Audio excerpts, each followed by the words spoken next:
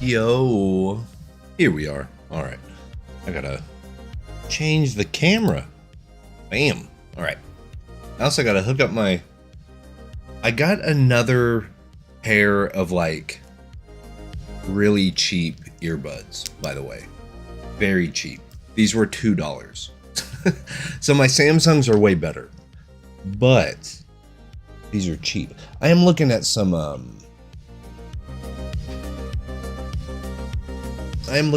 in-ear monitors. I know that was recommended last stream, and there are some good companies, like 40-50 bucks or so, which is not a bad look. And if the sound quality is like way better, which, you know, it will be for kind of what we're doing, but we'll get these in.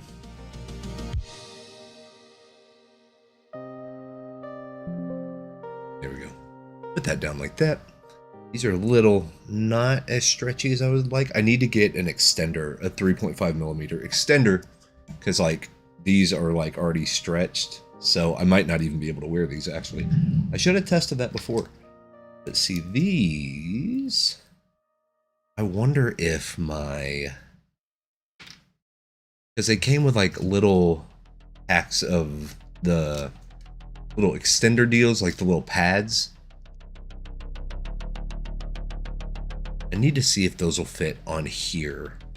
I know not all earbuds are the same size, but they might be close enough that I can cover it up. Because like I have one on the Samsung pair, and it's nice, right? It's a nice little cover.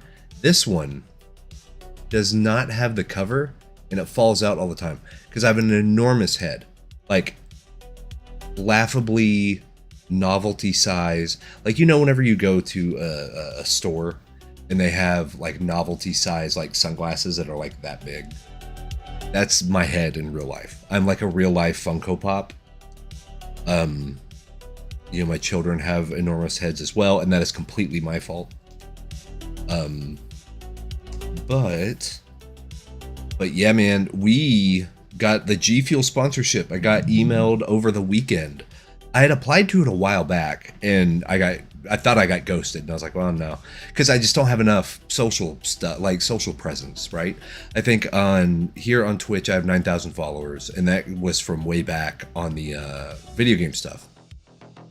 And then my YouTube just passed like 11,100, which is great.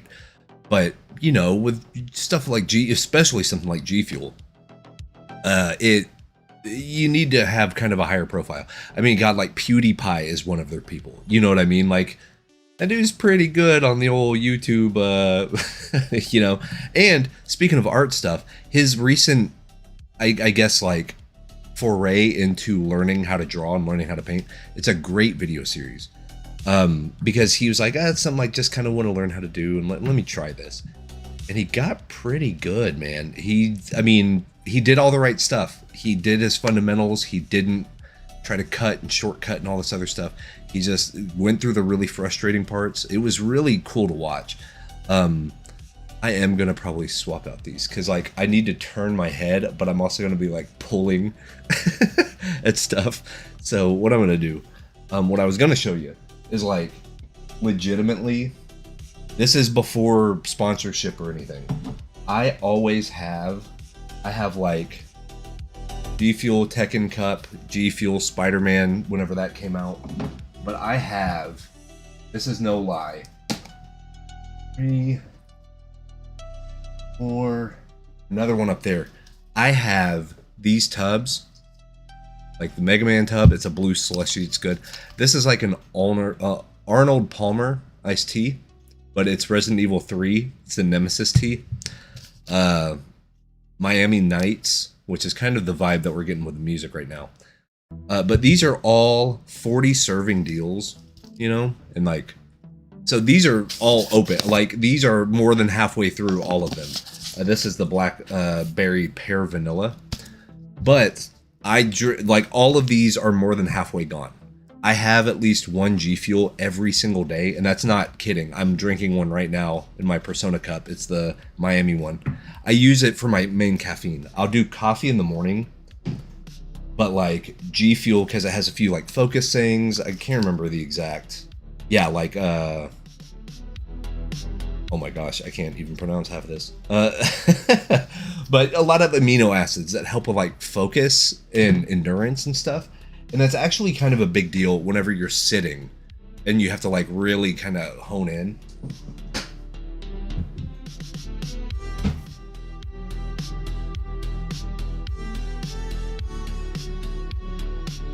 And like, they're sending me a free tub of their new formula stuff, and they're probably going to send me some more free stuff now that we're sponsored. But seriously, I mean, the reason why I like went to try to get a sponsorship with them is because I use it all the time. I genuinely use it at least once a day. On big deadline days, maybe twice a day. Because I think it's 150 milligrams of caffeine per scoop, and you get 40 scoops. And without my discount, it's only $35. So it's less than $1 a serving, which I don't know, you know, where you're from or whatever. But getting any kind of energy drink for that is impossible. Unless you're buying in super bulk and getting like a pallet worth of energy drinks. But with you know, with this, it's way cheaper. And whenever you save the 20%, that's like $7. So I mean, you're getting 40 servings for less than $30. Which, you know, it's kind of shilly. I know that I'm saying it, but for real, like, I think it's a hell of a deal. And if you like all the flavors, if you like, really, I don't think I've ever had a bad flavor. The other one I have up on my bookshelf is the tangerine. I think they call it Tangerine Dream or like Creamsicle Dream or something. But it's like the orange creamsicle. It's pretty good. The only thing is, I think that one works better in milk because you expect it to have that kind of creamsicle-y sort of thing. So having it in milk is better because it's the same thing. I try to avoid, like I have protein shakes and stuff. I try to avoid like chocolate stuff that you mix with water, because chocolate water is very weird to me. I'm used to like chocolate milk and like protein shakes mixed with milk and like that sort of like, and I think the tangerine one, the creamsicle one, is kind of like that. Like it tastes fine with water, but it tastes way better with the milk. So, but yeah, today is kind of our main art day. My son and maybe my youngest daughter, I don't know what her school schedule looks like, but tomorrow my son has off school. He was sick yesterday. He went today because they all have off tomorrow. So no Wednesday stream. However, we're doing Tuesday stream, and if he goes back, if he feels better on Thursday, we'll do a Thursday stream as well for the art stuff. And then Friday, probably gaming stream. That's probably how this is going to work. So, bring this up a little bit. But yeah, sponsorship's a big deal. I also got a new thing that I'm reviewing for the YouTube channel. That's going to be the next YouTube video. I got the UG UT3 14-inch Android tablet, art tablet. Has 3 screen modes. It has a full color mode, full spectrum dynamic range color mode for art. Then it has one for like multimedia, like if you're watching movies and stuff, a slightly different contrast. And then there's like a black and white mode to where if you want to use it like an e-reader, like a Kindle or whatever, it has that kind of paper white mode. It's really slick so far. I still need to record some footage. I need to record a few paintings with it, but like I already have a lot of B-roll that, you know, me unboxing it and all that stuff. So I'm going to be making that video. And then the next kind of generic art video, non-sponsored, non-product video, is going to be about the sumi-e brush in Rebelle and kind of the settings and how to copy it and, you know, all that and kind of the fun stuff we can do with it. So yeah, today we're just chilling. We're just going to be working some more on the sumi-e stuff. I also have something set up to where I can do a full screen recording clean while I am streaming to you guys. So in the stream here, you guys are hanging out. We're going to be able to, hey, you know, see the webcams and all that.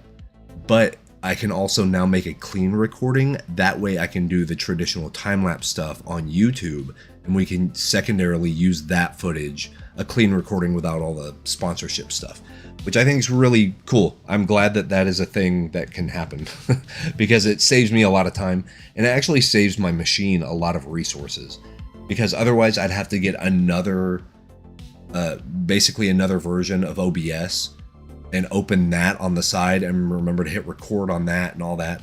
But here I got it locked in, so all I have to do, my Tuesday's your Wednesday anyway. So hey, we got it both sides. We did the thing both ways. That's good, man. Glad you guys are here. Also, big day. Final Fantasy Tactics: The Evilist Chronicles came out today. Final Fantasy Tactics is one of my favorite games ever made. And I bought both. Well, I bought 2 physical copies of it. One for PS5 and one for Switch. And then I have a copy on Steam here.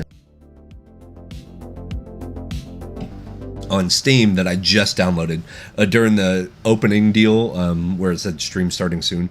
You probably heard it. If you were a discerning listener, you could hear like doot doot doot, the Steam downloaded complete sound. So that's what we're rocking. I'm excited to go in and play it, man. Especially get all the Steam achievements and stuff. That game will take hundreds of hours to beat. It's very exciting. Also, they're doing a Rebelle. Probably just open Rebelle again. Also, oh yes, Monster Hunter Wilds is doing a Final Fantasy crossover event, and I need to play a lot of it and get to the point to where I can just get a chocobo. I need a chocobo. That's what I like. They can have all the weapons and all the outfits and whatever. I just need a chocobo as my mount. That's it. And I don't know what I have to do to get it. I need to like read up or like watch a YouTube video or something, but I need to do that. Anyway, enough of me rambling, bro. Do you want to continue the video recording? Yes. So I'm going to be streaming while recording the screen, while doing the in-app Rebelle recording for like Instagram, TikTok, all the other nonsense. Because hey, now that I got G Fuel on my side, I actually have to like post on socials, which is a good thing. I think it's gonna be a good thing.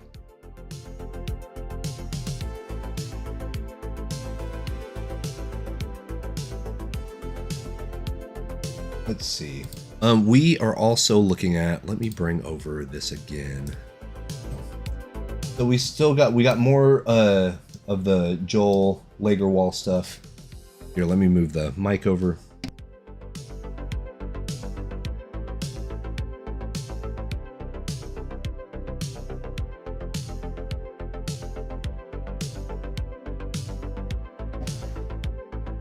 Cool. That should be good. All right, so we got more of the Joel Lagerwall stuff here. I'm seeing patterns that I think I can kind of mimic pretty well, which is nice. And like this is a great example of mixing the kind of Lagerwall like oil paint stuff with that sort of sumi-e ink wash, you know what I mean? And it's cool because you get to work with negative shapes, which I think will be very helpful. Then he used to work at Games Workshop, which I did not know. Probably circa 2009, he was on the staff at Games Workshop. Dude hasn't posted in years. I hope he's okay. Every time I go online and I see an artist that hasn't posted anything, like I think his last post on ArtStation was like 7 years ago. His last post on Insta was like 5 years ago. And I don't know what it says about me, but my mind, you know, always goes back to COVID. Like, oh, I hope he's okay. He's probably just busy. He's probably just working, grinding out some stuff, working with studios or whatever. But like I always do, for whatever reason, I'm like, oh. So I like look, I'm like, are they fine? Are they okay? But yeah, this is just mind-blowing stuff. So this is kind of the vibe we're going for. Yep. Probably more, excuse me, probably more this. Kind of sketchy and all that stuff. Yeah, we have all the other ones here.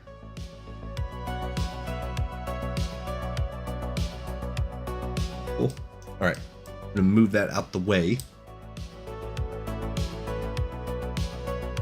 We'll do a quick warm up. Let's do.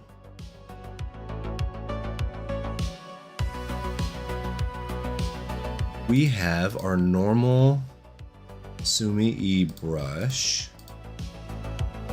and I also made duplicates of this on the express oils, as people requested last time, also on the inks, and not on the colored pencils, but the regular oils, the express oils, the watercolors, and the pastels. Yeah, I made a pastel, like a dry powdery pastel, which I haven't used yet. I'm excited to see how that kind of looks, but we'll start here, and then that. All right, so.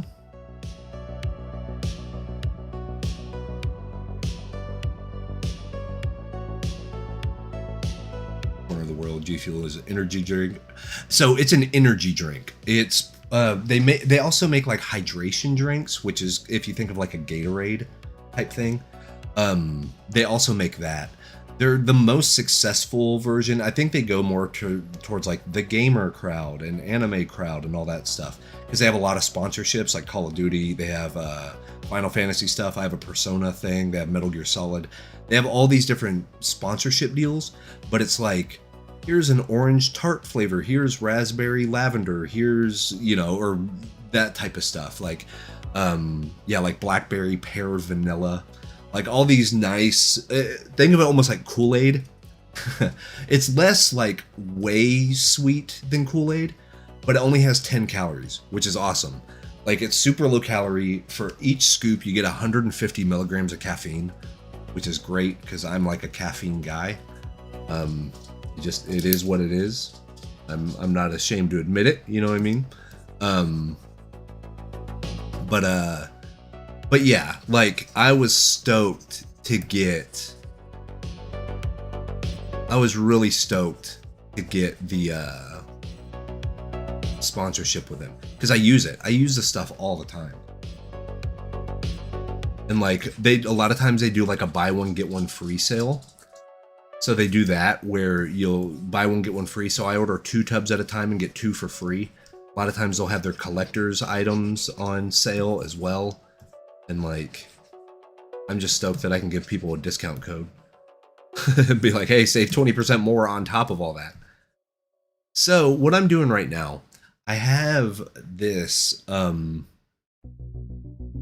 you can see now that I'm on a different canvas instead of the watercolor canvas. I'm on an actual, like, which one is this? This is CA01 Canvas Artist. So I think it's the Artist Canvas paper pack. I think this is genuinely one I bought. Doesn't come standard, I don't think. But the reason why I really like this one, it works great on every type of painting. It's like no matter what you're using, because this right here is a watercolor. But see how it's soaking in to it, and it's keeping like these nice gray looks right here where it's not completely even, but it almost like sprays it out. I think that looks amazing. And then here we can get white and we can like block stuff in, right? We can like go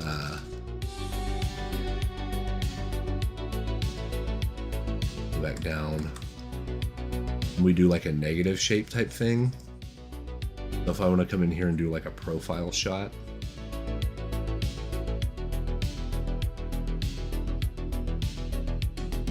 you know, just a standard.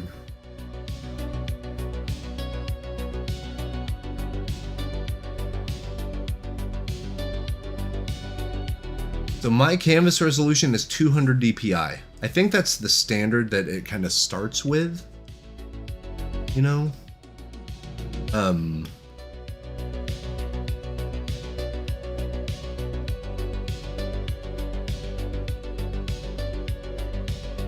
Yeah, it's like soaking in right here.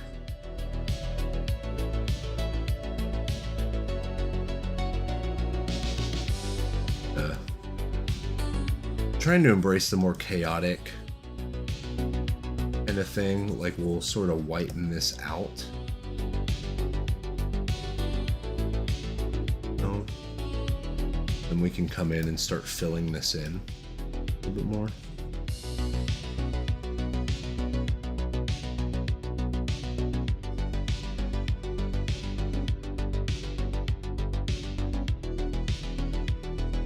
White, kind of mix in with that kind of off yellow color.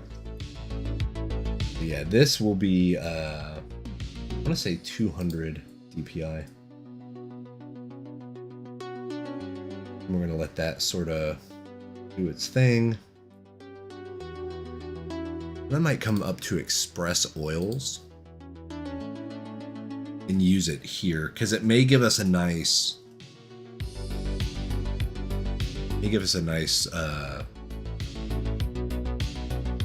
yeah, see, that's cool. I like the little wispy,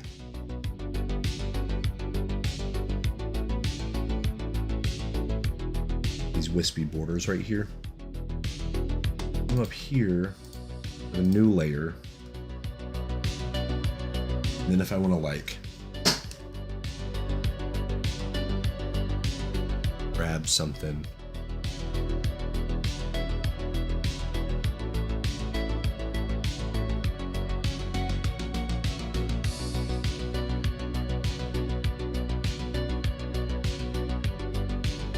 really like the rough tail on this brush a lot.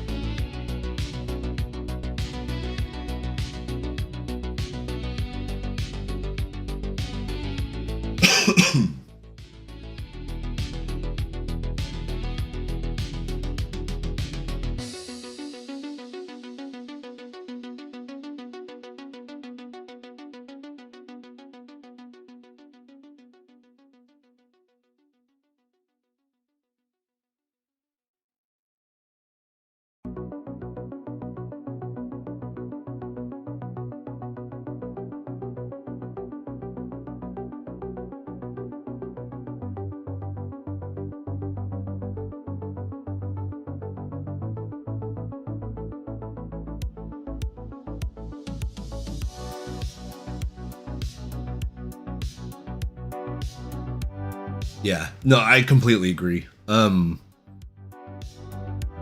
I always think it's easier to edit something that's already there rather than make something completely from scratch. And I've kind of always thought that way. Like, it's just easier to deal with because now you're just fixing what's already there instead of trying to create something from nothing. It's like, yeah, you're fixing, you know, what's there.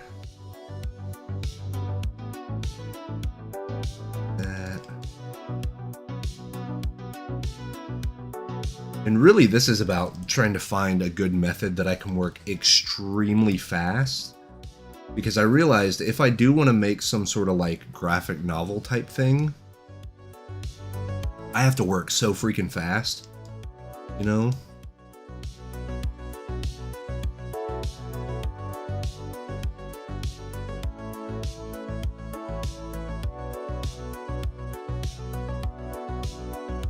If I do this, then we can get some of these gray brushes, fill this in.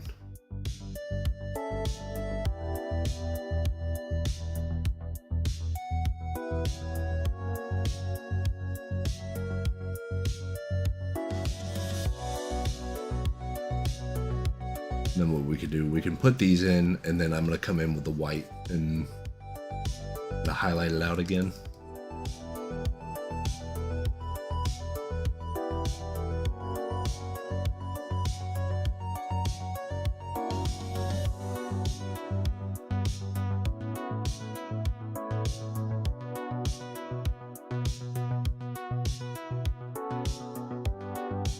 And I just really like the fact that this one brush can be so versatile. It can be a really kind of streaky sketch type brush.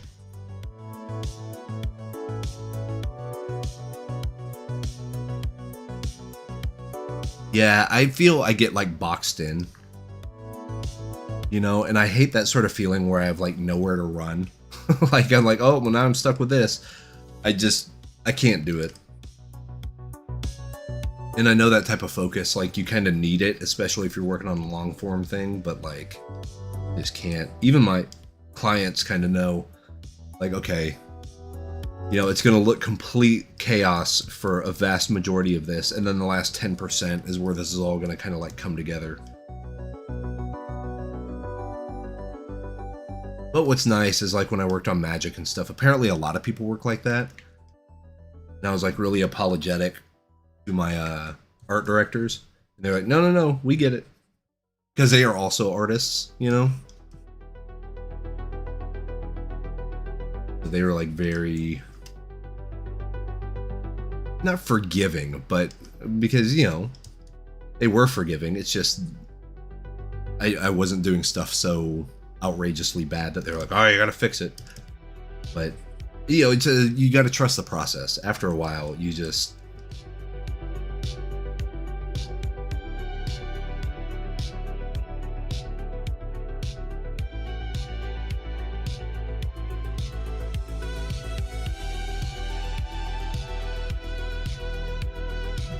life's having a good day at work, which is always important.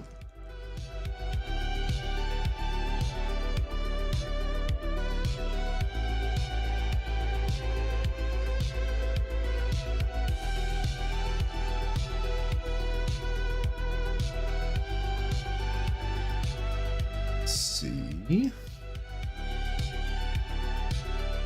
Get more. Gotta fix the shape.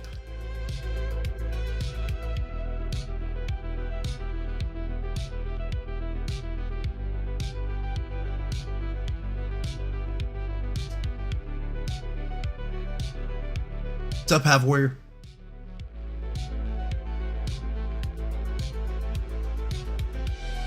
I need to get those. I saw you posted them on the Discord, which, by the way, if anyone wants to !Discord, link people up if they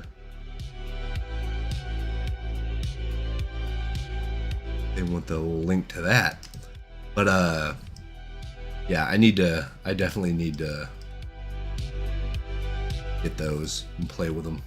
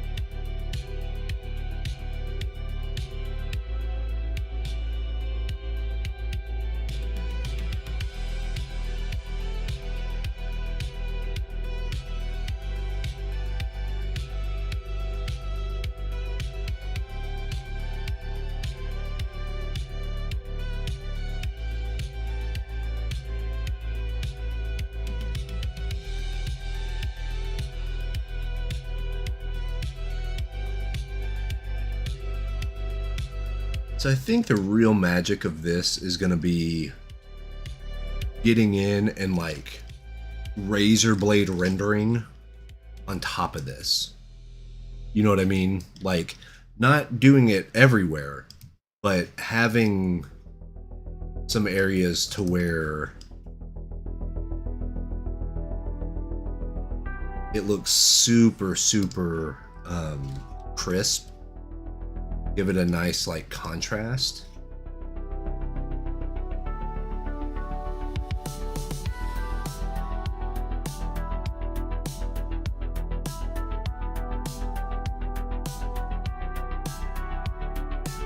On the nose is a little off.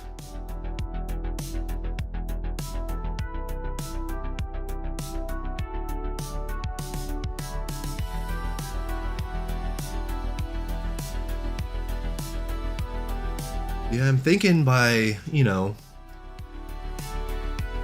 by the end of this year, some of these art streams are going to be me working on graphic novel. I'm trying to just figure it out. And, it'll start with maybe a 5 to 7 page thing. And then that way I can learn about like formatting it and then putting it out is either like PDF or a .mobi, Mobi, EPUB, like a CBR. That way I can learn how to export all that stuff out and then give it away for free and just be like, hey, download this and make sure it looks good and it works. And if you'd like to see more, I'll do more. Because I think doing small baby steps like that is going to be kind of the best way to learn how to do it instead of like, well, I'm going to work on a magnum opus and each issue is going to be 450 pages. And it's like, no, man, like you gotta start off smaller than that.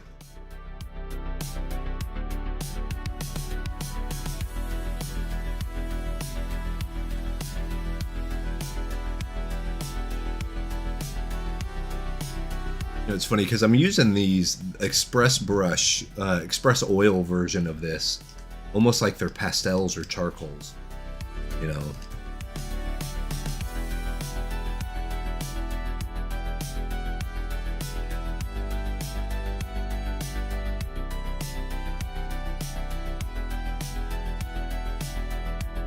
Actually, this is really what this does feel like. Is it feels like a nice soft charcoal that gives a really nice like fine texture,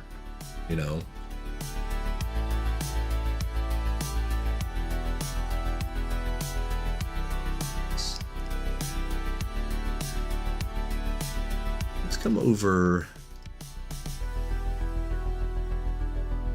Let's try my pencil brush here. Here's digital. Or tilted hard. What is tilted hard?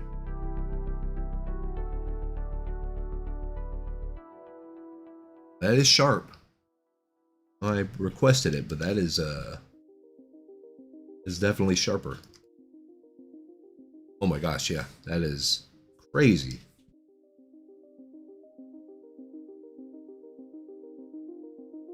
Maybe getting like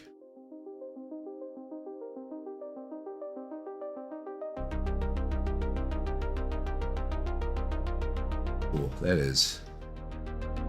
has no okay, maybe the paint and blend, because I was like, that has no give at all. Holy crap. I know I could lower the opacity, but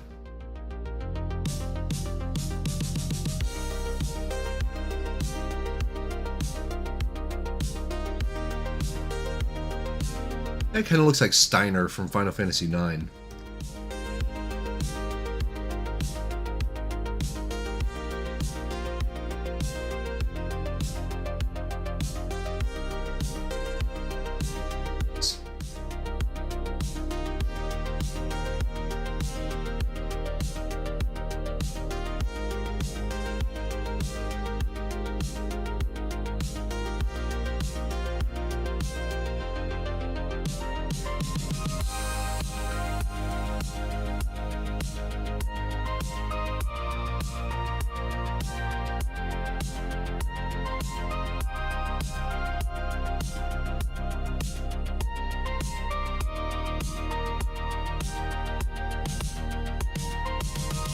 Try something like this dry media under the pencil.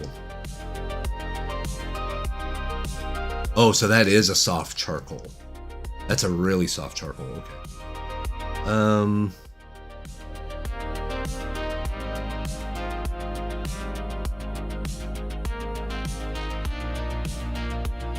Yeah, I see. So that does have a pretty good bite to it. It reminds me of the Procreate charcoals. Yeah. It can almost like watercolor out some stuff. You know what I mean? Like it does that nice diffuse mix. That's pretty good. Can you make that a little darker? Here like this. Yeah. See how it kind of...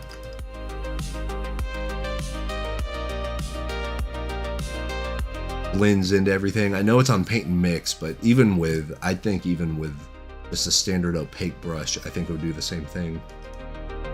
Yeah, see.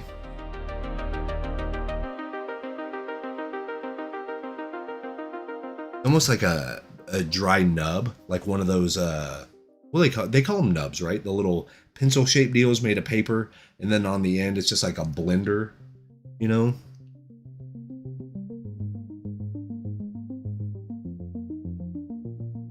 That's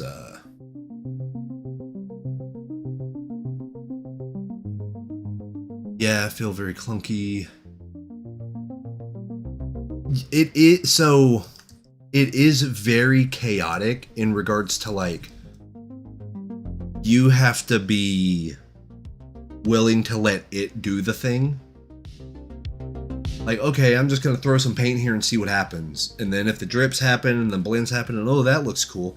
So what I actually would recommend using Rebelle for is if you import a piece you're already working on and then go in with like the wet brushes and like, oh, wash this and push this and do this and, you know, put the oils and put some watercolor and splat this and do this.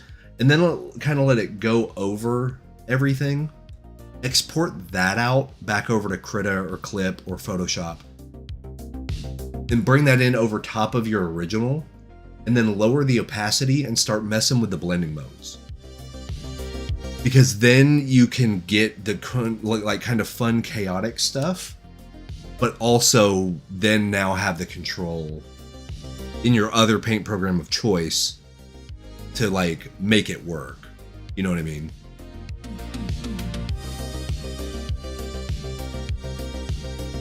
powder scratches. Let's see what the scratches do. Oh yeah, see, that's a little too... that's a little too fake, you know? There are charcoals there. Graphite pencils. Let's do a 2H. Let's see what we're doing here with a sketch. I will say the performance on Rebelle 8 so far on the pencils is way better than it's been in the past. Because I used to actually have a lot of problems with Rebelle pencils where they would crash or lag. Like they would do a lot of stuff. And I was like, what am I doing wrong? And it was just however my drivers were working with the engine or whatever. But I'm not going to say it's 100% fixed. But like, you can see I can color pick. I can do that stuff with these pencils now. And it's not, you know, it's not as bad. It's not, in fact, like, actually feels pretty nice. Come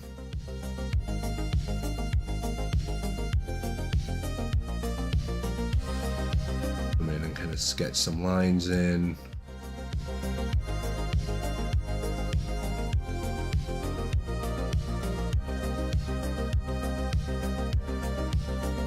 Yeah, so Krita is one that has like blown up. Like I wrote my book about Krita during Krita 4. I think they might still be on Krita 4. Maybe, I don't know actually. They might be on Krita 5. But it is like staggering how good that program is. I think every artist, if you have a Windows or a Mac or a Linux machine and you do art on it, it should have Krita.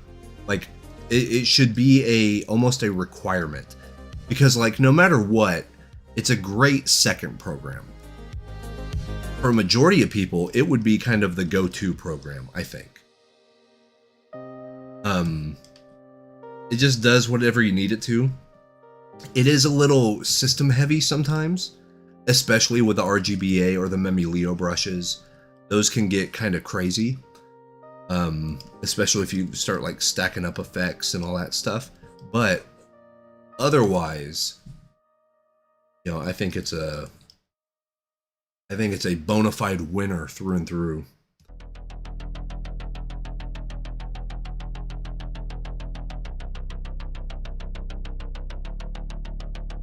Kind of like carving out shapes here. It's fine. And maybe I can do this. Maybe I can cheat my way to making things look like a negative space. Bring back the white, you know? Do that type of thing. Like if I do this and then I come in and like carve this out.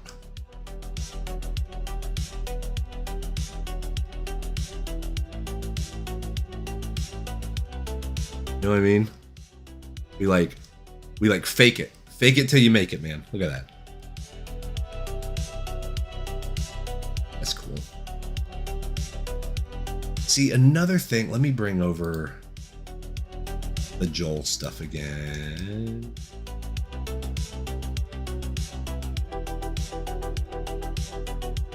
It's very beautiful, smooth transition. These right here. Maybe it's just getting the powder, one of those powder brushes, and going and like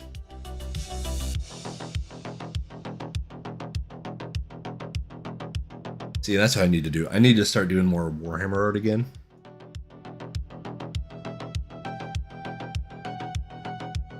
Figuring all that out.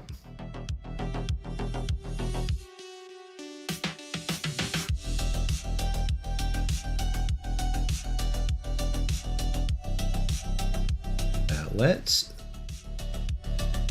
there's layers. Cool. We have that one. Good. Do another sketch. Let's do a pastel. Let me see how the pastel works in this. Cool. Down. Well, that's cool. That actually feels like a really good sketch brush. And this is just a duplicate of that sumi-e brush that I just copied the preset. You know, you just go over, you like right click. So we were on the watercolors and like you just go, you copy, right click, copy brush preset. Then I came over to pastels, made a new, let's see, add group, and it made a new group. That way I could just name it sumi-e clone. And then I came in here and I just right click and pasted my brush preset. So it's a sumi-e brush, but now it's working in the pastel engine. And like, that feels pretty good as a sketch brush. Even just doing a few little marks, you know.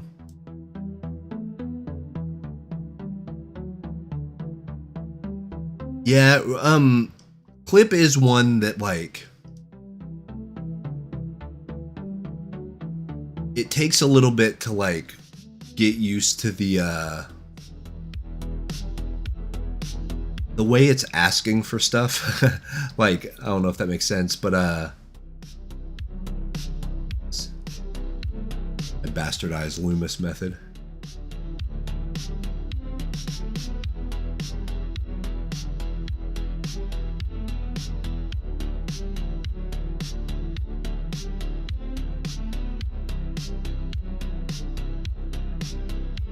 Down.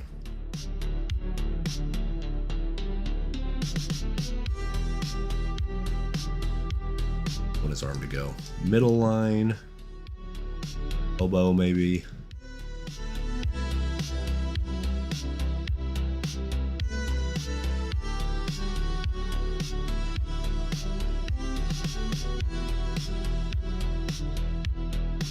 Head's too big, but that's fine. I shall fix it.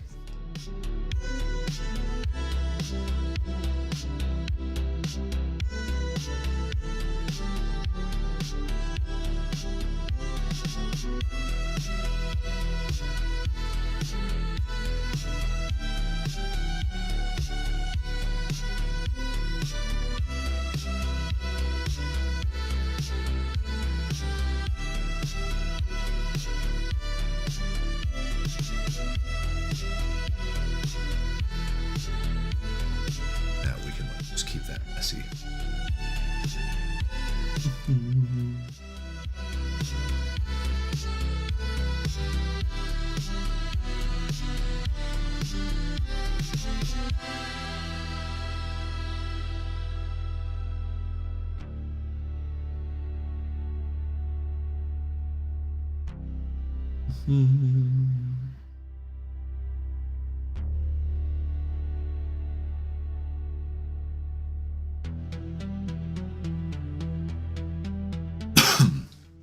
And see, this is how I would block out people. Like once I start the graphic novel, like very rough, like very rough. Not even maybe proportionally accurate, but this is kind of channeling the Carl Kapinski type stuff, you know? Very loose line, and like, and what we can do is like lower the opacity of all this, and then kind of find the lines that we really want. It's a cool way to work. It's a very hard way to work, I find. But maybe, yeah, embracing the chaos of it and like designing some things, and then trying to find the lines that make sense inside will like work better, you know? If this is like a mechanic or something.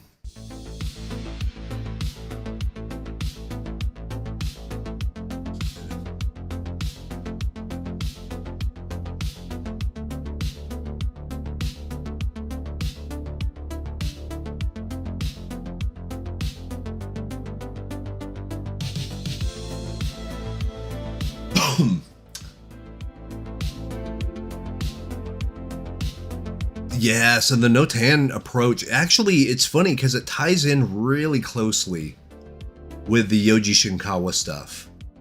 You know what I mean? Like it's very close because you're having to worry about all the shadows and then all the light and nothing else, right?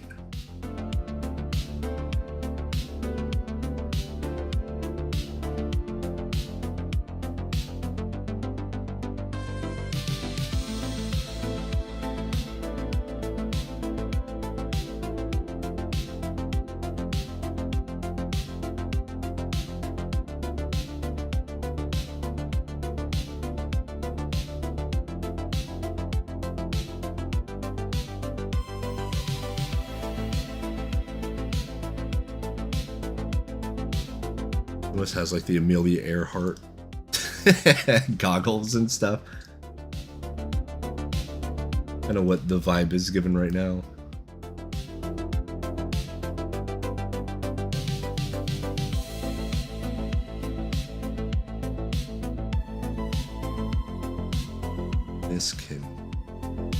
This can sort of just like,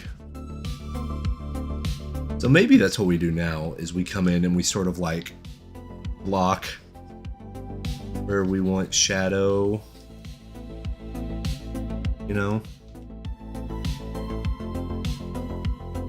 where we want the light. We want the whole outline to be sort of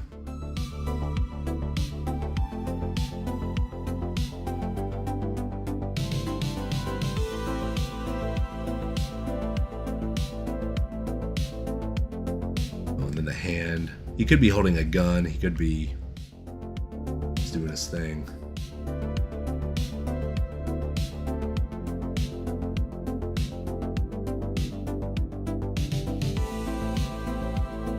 And my thing is like the proportions. Make sure the proportions are right. But not the anatomy necessarily. It's just like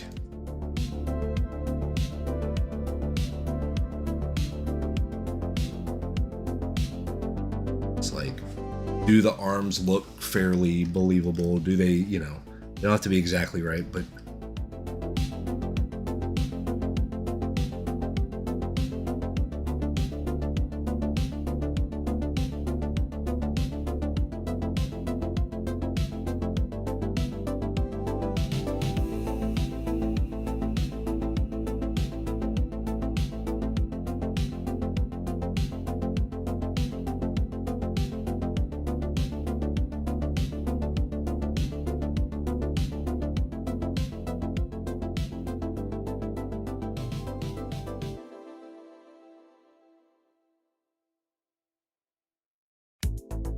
too big.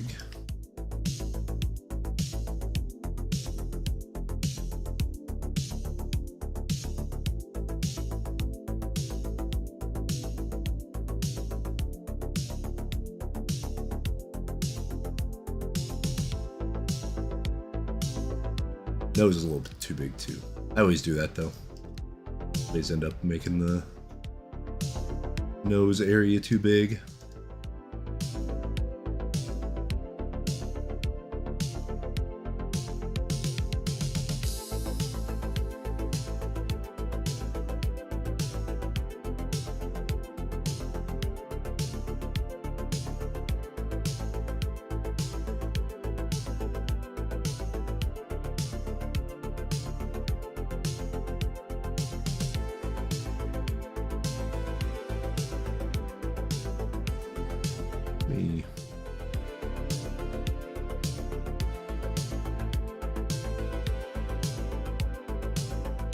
Here.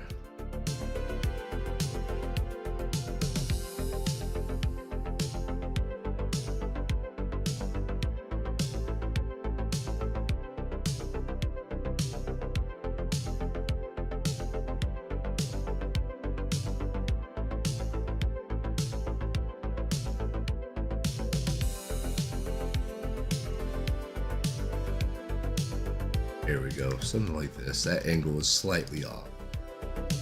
This, almost like David Bowie haircut, you know what I mean?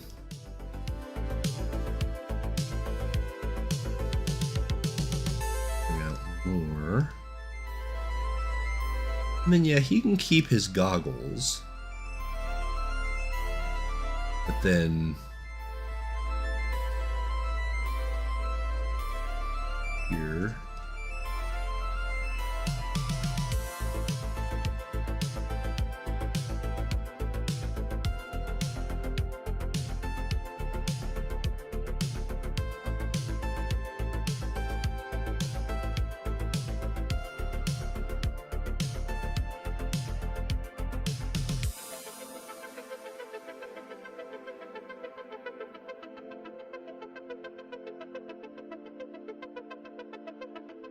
And then we can just kind of, I know we can erase, right? And get rid of these. things.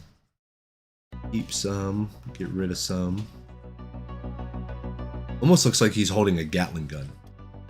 You know. Maybe he could be doing that.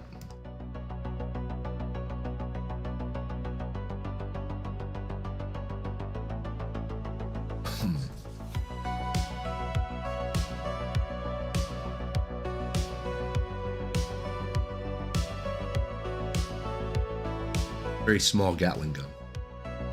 It is what it is.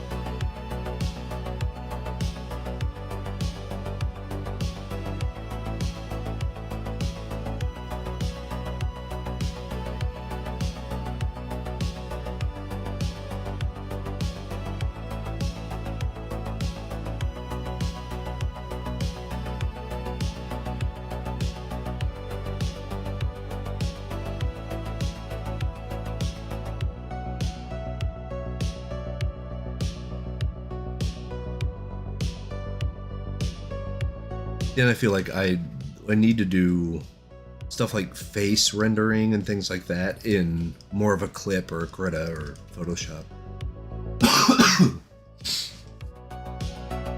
But like the general just structure of it, I can probably get away with doing.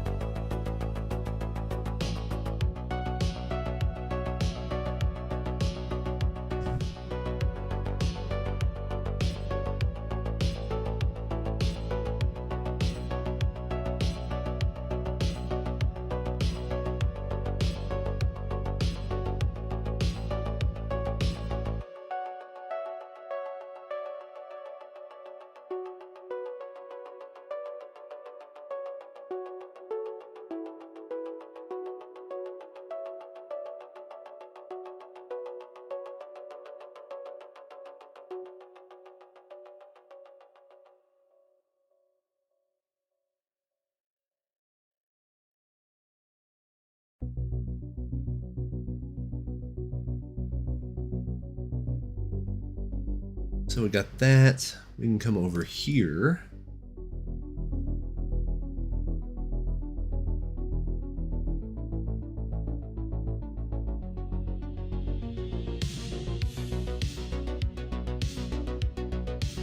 Get that up right here. Try to make this a little more.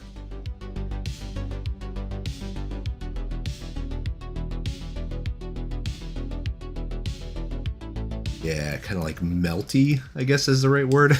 Make it look a little bit more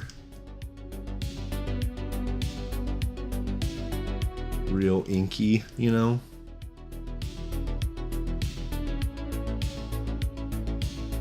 "11-inch M2 Air." Oh, yeah. So I love Clip Studio. I do not love the mobile version. I know that's like sacrilegious to say. A lot of diehard clip people will be like, "What? The mobile version's the best version. It's the best painting software." Number one, the subscription fee. No, thank you. But like, nah, I don't, for whatever reason, I just can't get behind it. Just can't do it, you know?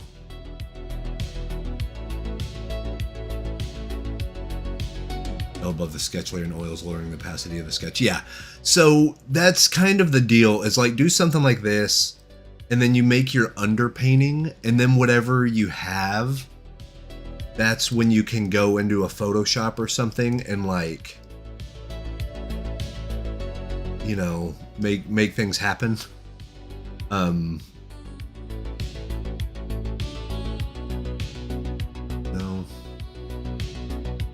eyes are just a little not.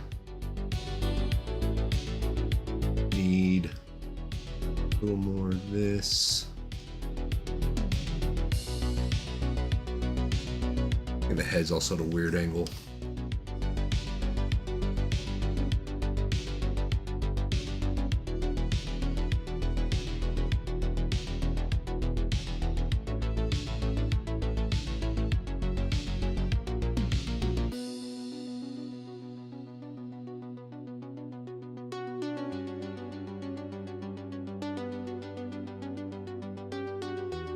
These.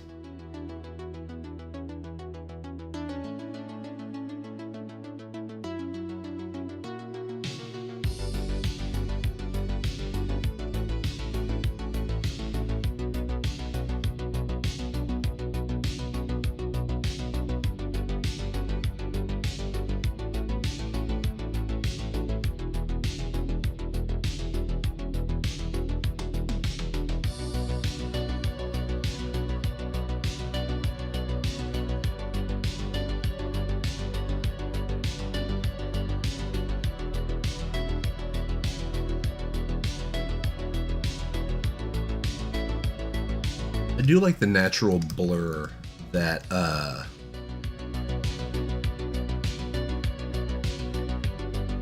this sort of thing gives, that this mixing this brush over top of kind of the pastel stuff. I think there's really neat things like that little deal right here that just naturally happen that I'm gonna be pretty excited about.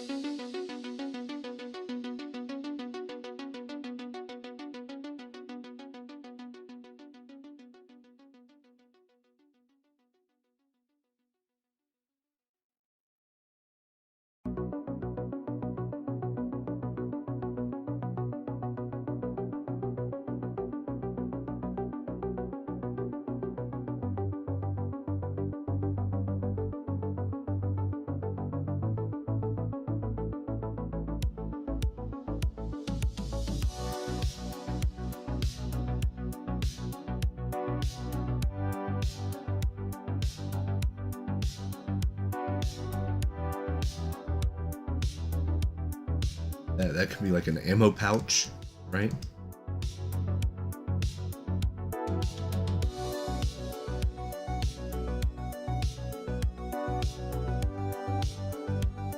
I think my thing is I just don't have a lot of like good designs in my mind.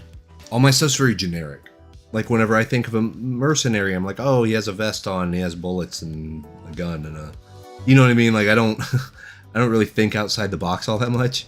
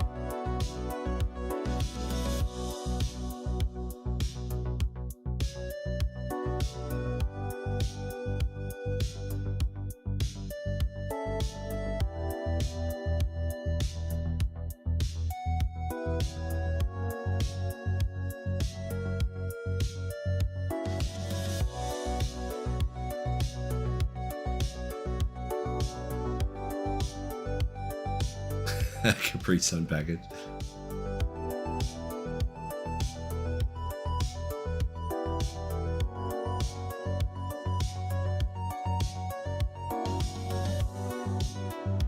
Like,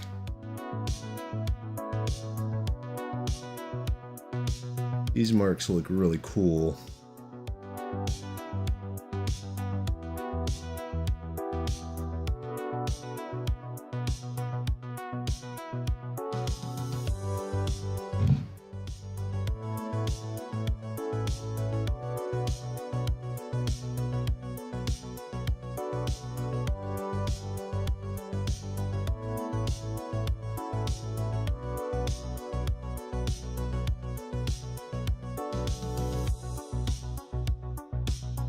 That's a great deal.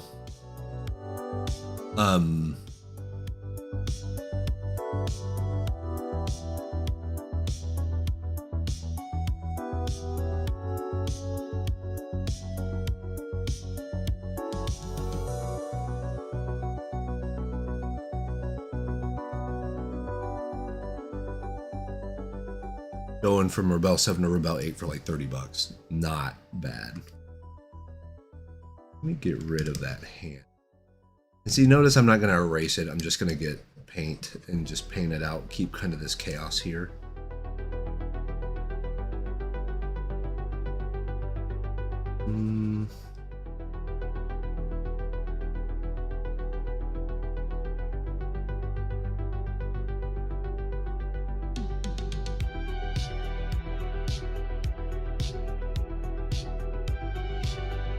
Maybe we do the old school solid snake.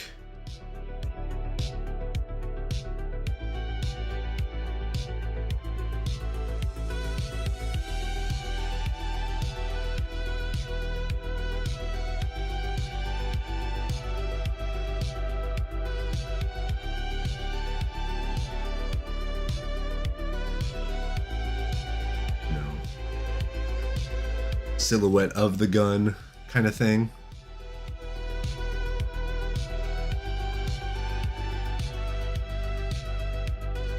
Oh, what we could do, really make this dude a Billy Badass. Yeah, give him a cigarette. That's how we do. That's how we do.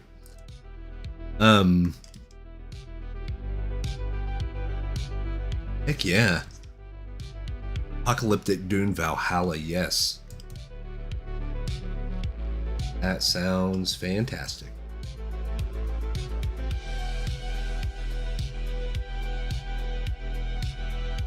We're going to do something like that.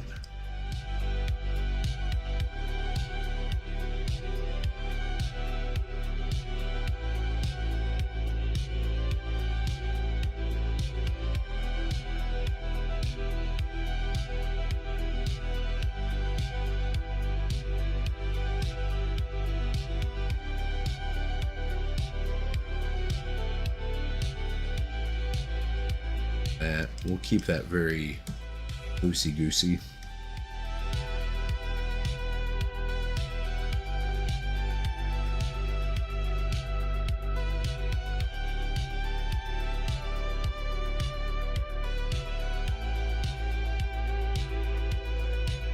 Then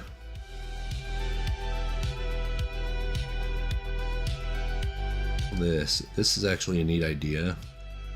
We can make this like a tattoo coming up the arm. I don't know. That might be a little too noisy.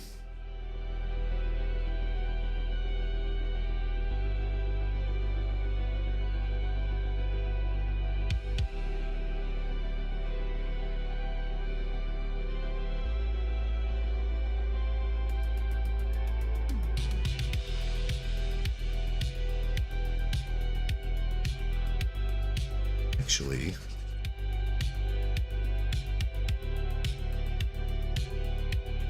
I'm going to adjust his stance here,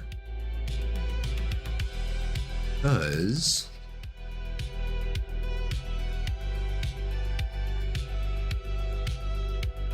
we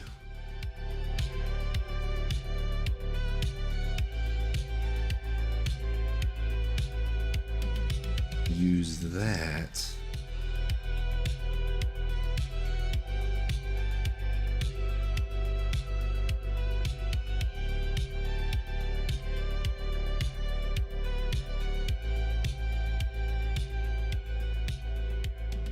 Shadow behind his right shoulder looks darker than his head. Oh, yeah. Kind of gives a feeling of depth. So, yeah, like, and also because there's no canvas, you know? Because that's the nice thing.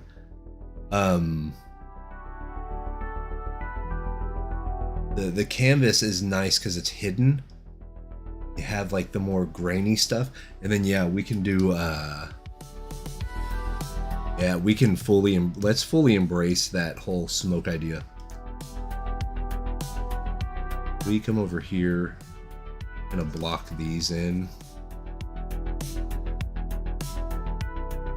Now he looks like a StarCraft character, which, you know, I'm not mad about.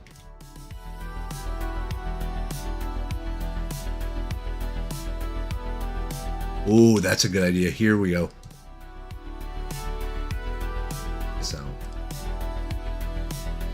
Here we go. I feel like this is kind of like a Jock Judge Dredd kind of thing, you know?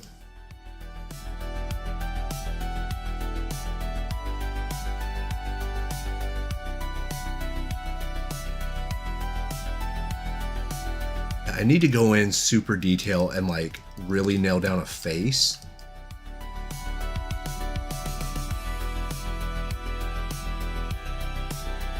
But I think he's starting to make a little more sense now, you know?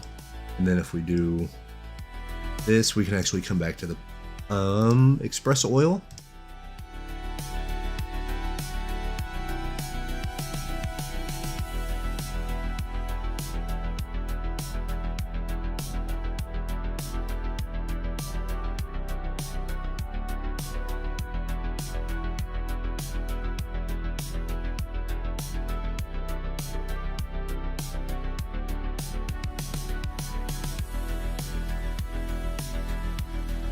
A cigar.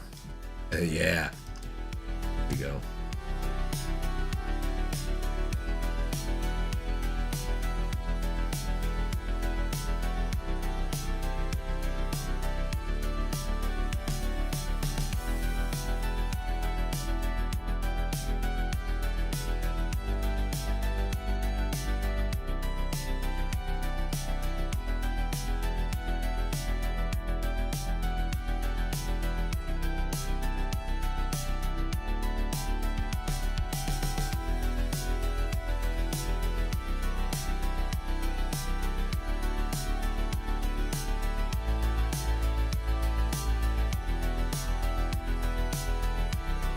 Like a little bit of stuff here. I think the mouth is still not.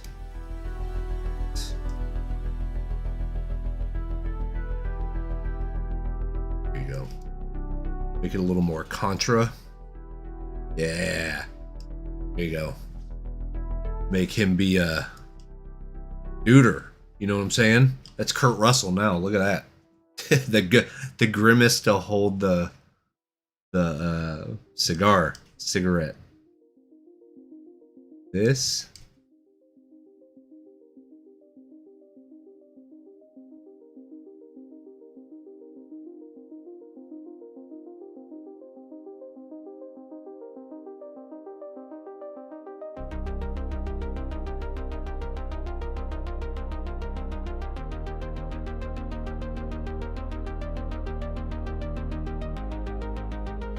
That.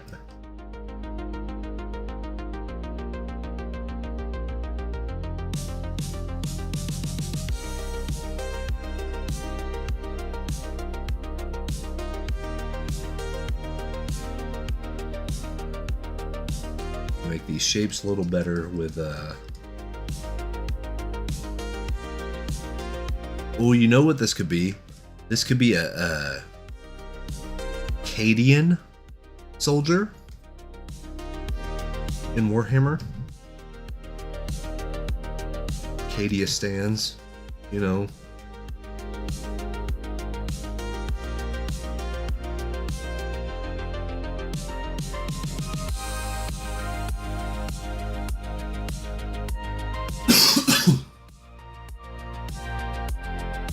Valorant. Oh, cool. Hey, I'll take it.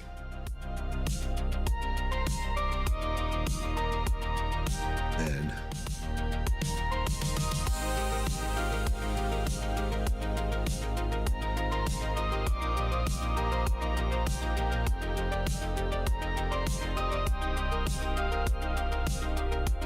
this.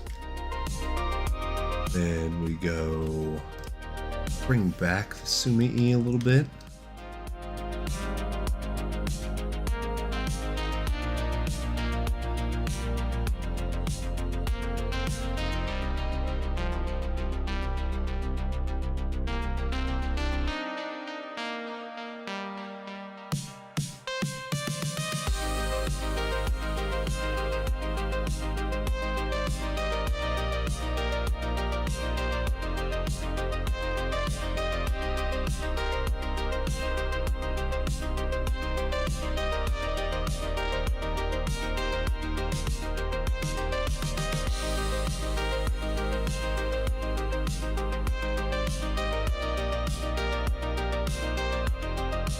Arcadia stands.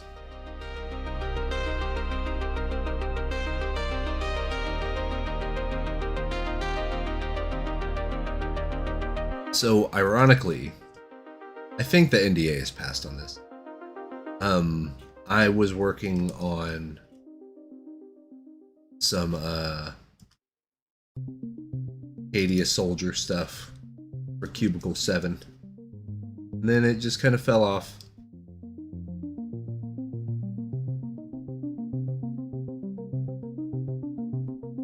Yeah, they just sort of... I mean, ghosted me sounds harsh, but sort of. Like...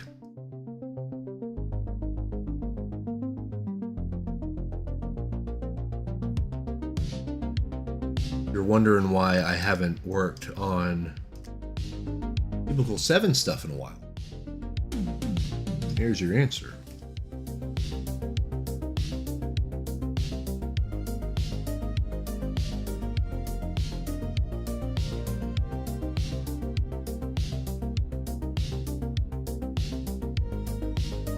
See, the face needs to be altered, right? So, what we can do here, let me show.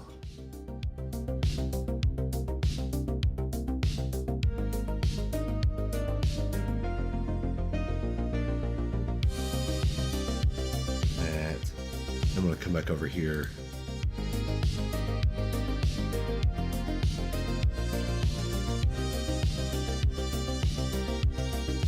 Is recording, so I needed to stop the recording. I was recording the screen and stuff because now we're about to hop over to Photoshop, either Photoshop or Clip, because I think this is fine for like just to get something on the canvas, but like to really go in and design the face, like make sure it looks pretty spot on, I can't necessarily do that in Rebelle.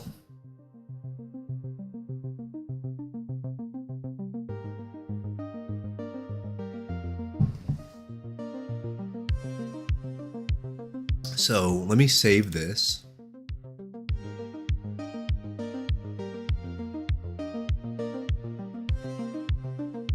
Save as.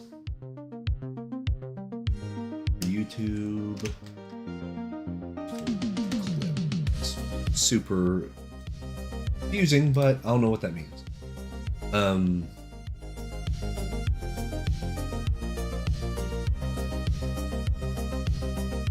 Photoshop, okay. Cool. Alright, so we got that. Let's close out of Rebelle.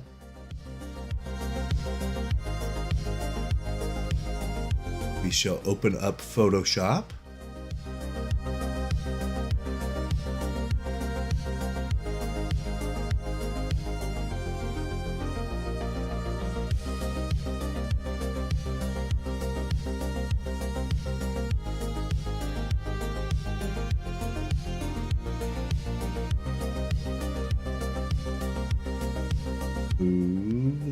over here, and then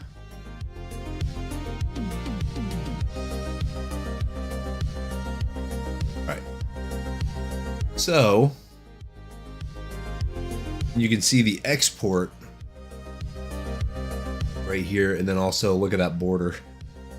Since we had the deckled edges, you know, something like that, so we can get rid of the border.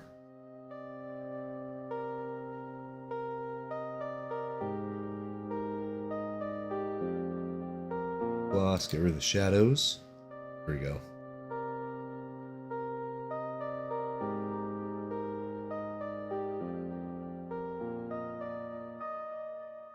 Let me find some good brushes here first.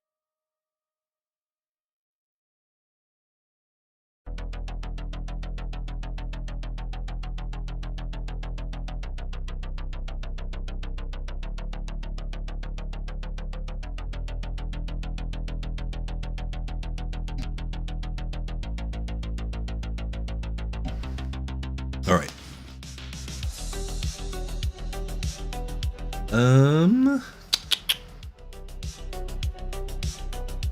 This is my 2025 brush pack. Let's see if I can do some stuff. So first, what I want to do, let me go to filter, other, no, it is under liquify. I need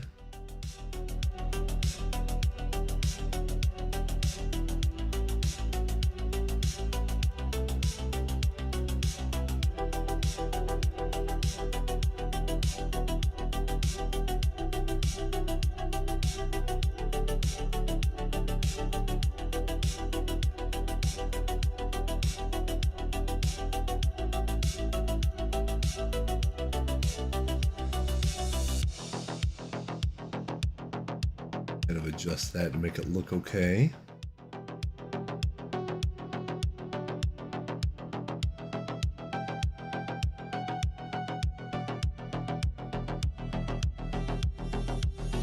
Go. And that was just such a mess that right. Here we can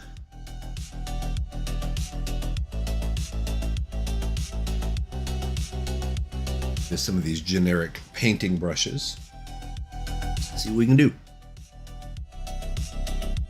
We'll just come over the top afterwards and add more canvas texture back on it.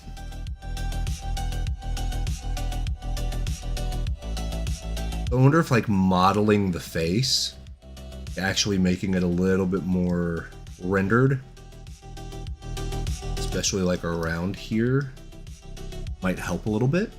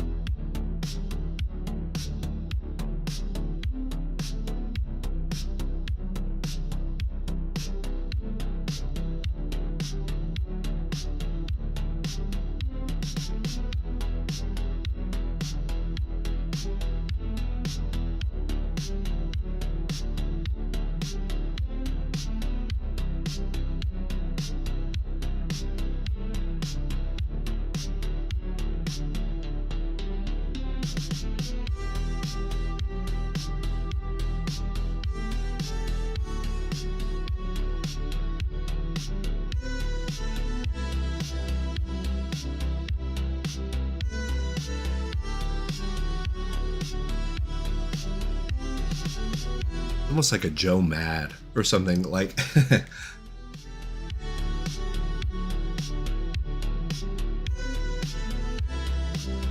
Here.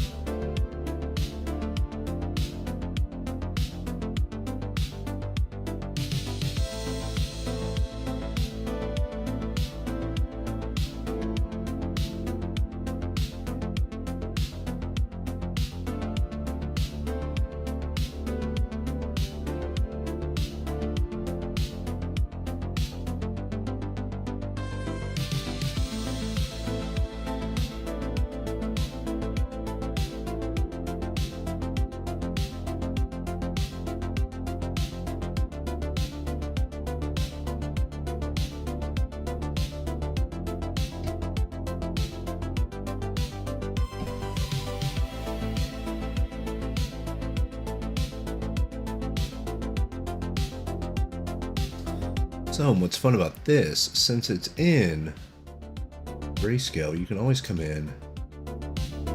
Then if we do a gradient map,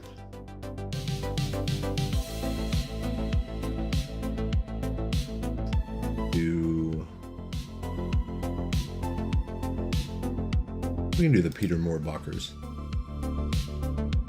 So what about these? You come in here. I want to say a few of these look pretty good just right out of the gate.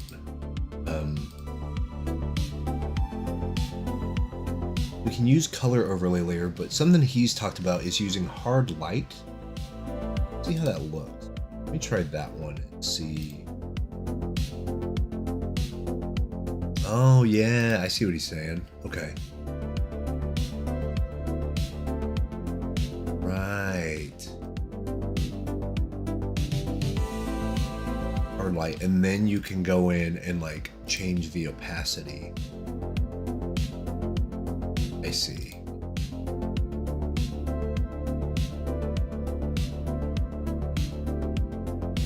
cool. It's like if you go over to color, like if we do this and then we do color, you know, it still works really well. You just lose a little bit of the dynamics, I guess.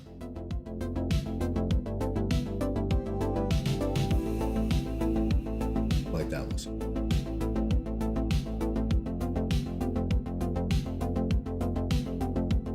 Stuff like this, it's more subtle.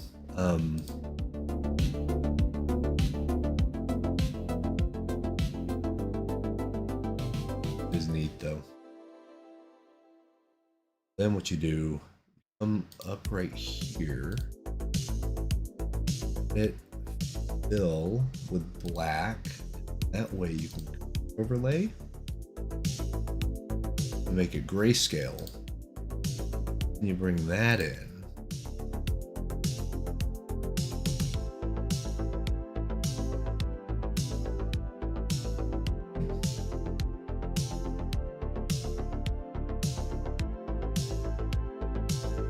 Lower this opacity a little. Actually, let's just mask it out in the face.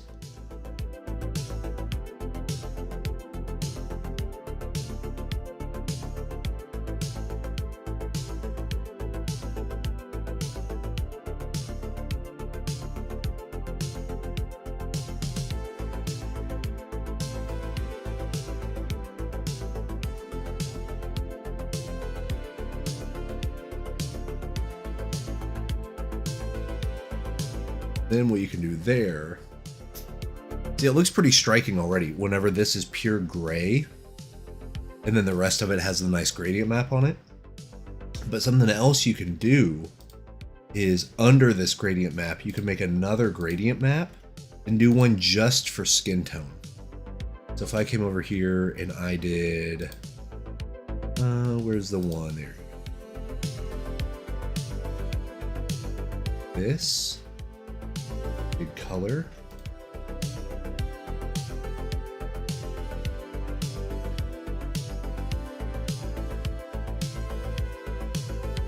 That makes it look pretty pretty good. Of course you can come in and change it, get it as like whatever sort of different color you want for that skin tone. Do something really crazy, you know, greens and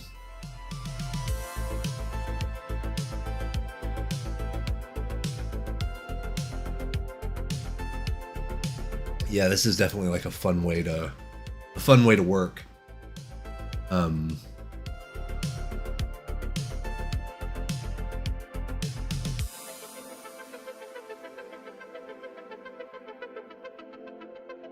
Right. I ain't mad at that. You know?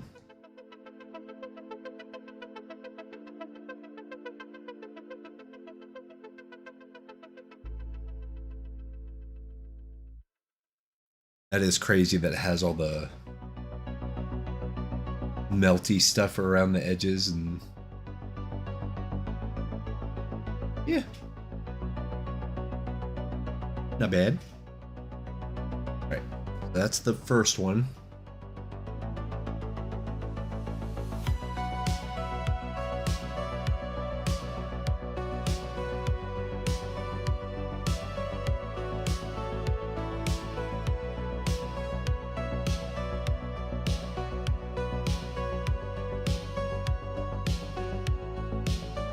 Here's group one, and then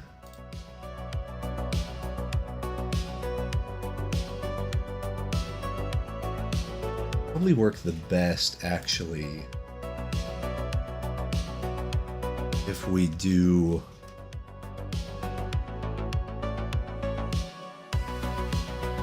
on the edges here.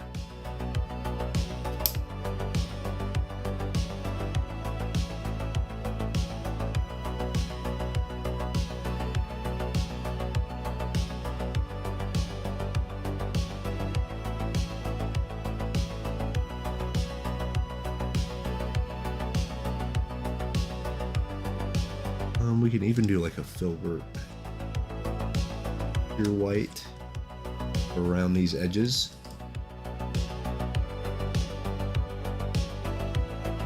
That way it looks a little stained whenever we export this out.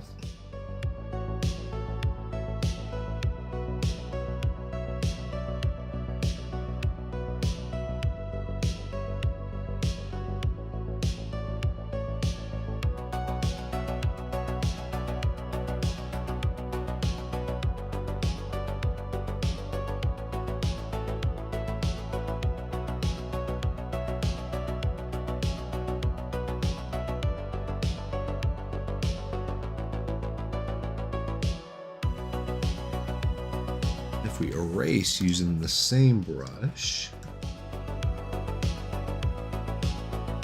gives it the more natural look.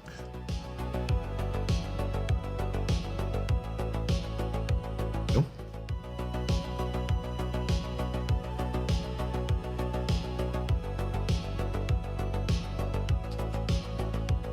Nice.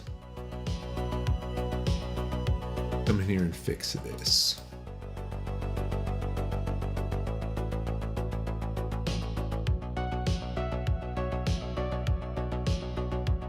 We're gonna do the main one. I'm gonna go for it.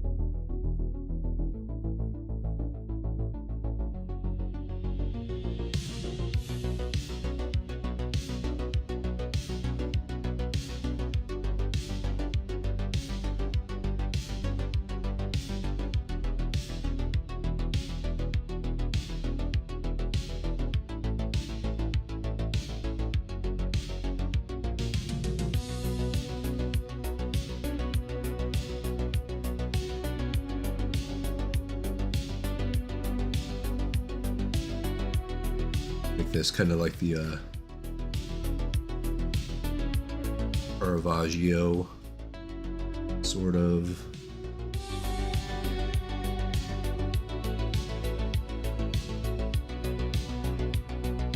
Base shading, the Rembrandt light and stuff.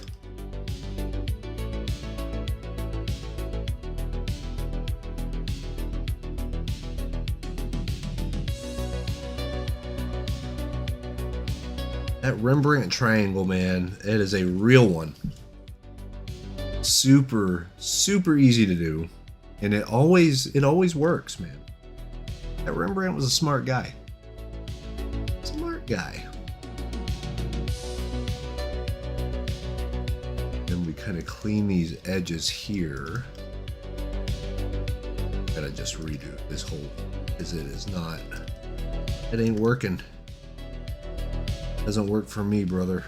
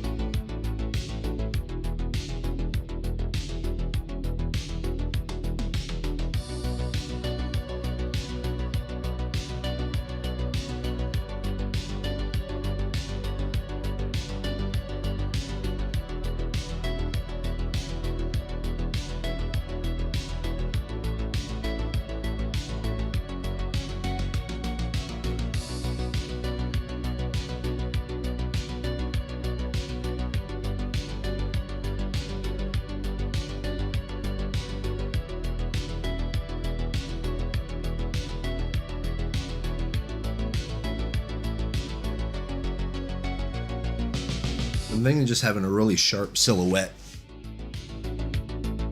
Ooh, yeah, that's a good idea. Color dodge. Ooh, and you know what we could do? Make that color dodge orange. Make that the only bit of color on the whole thing.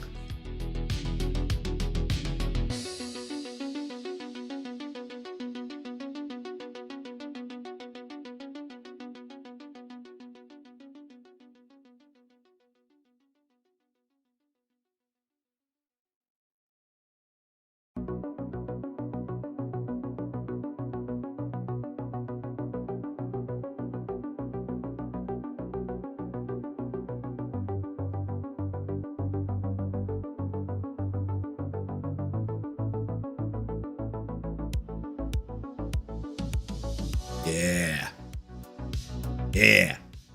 Look at that. That is sick. Well done. Well done, Brent. And the weather here in Texas has been atrocious. Why? The son was super sick yesterday. I think he still wasn't feeling great, but he wanted to go to school today. And since he's going to have off tomorrow, I was like, all right.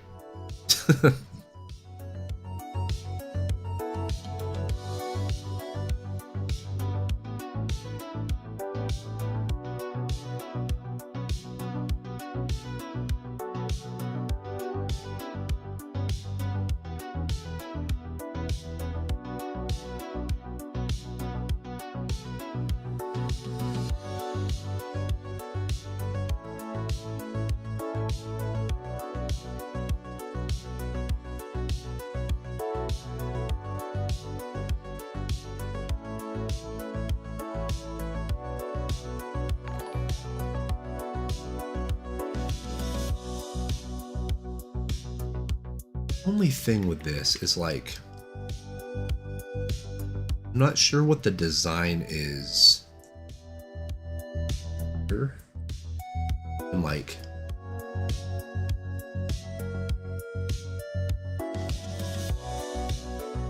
what his jacket should be. Because maybe this should just be, because I thought I liked the idea of that sort of silhouette, but maybe, because it looks almost like a life jacket, you know? Maybe that ain't it. Maybe what we need is it to come in and do the military fatigue look. Not fatigues, but like,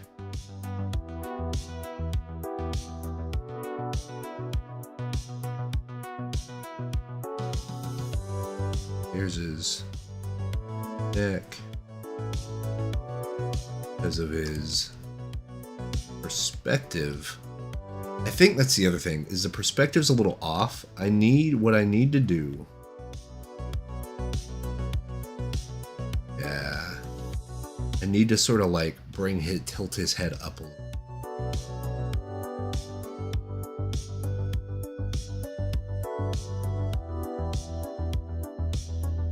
Let's see, but there we go.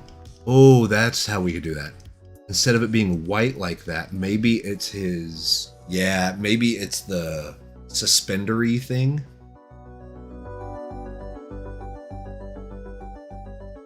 You know? You do that. Work with this. Ah, then this can be the jacket. Right?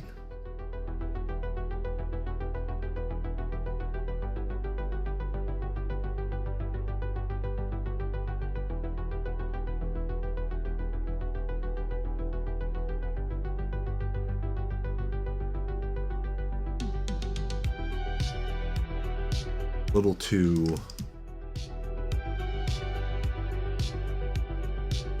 too rendered right there, but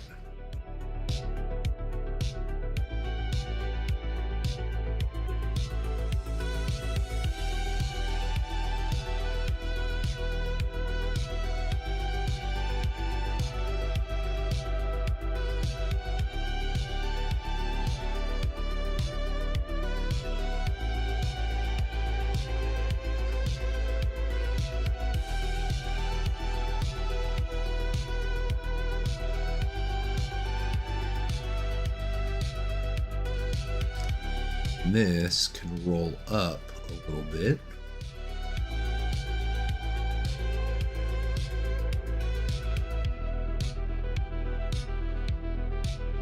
That rolled.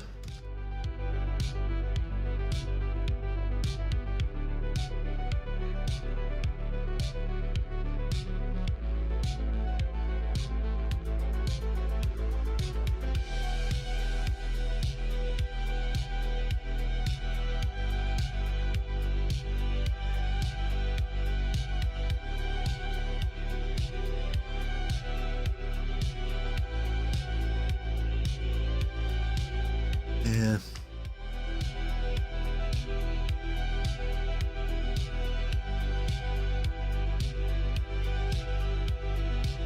Let's see.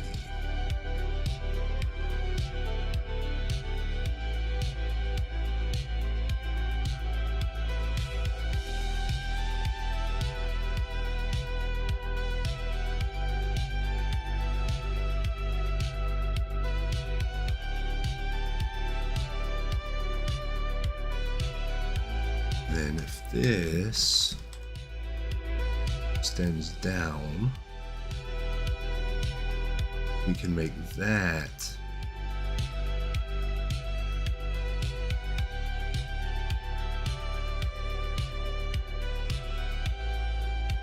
yeah, and then this happy accident there. Maybe this is down.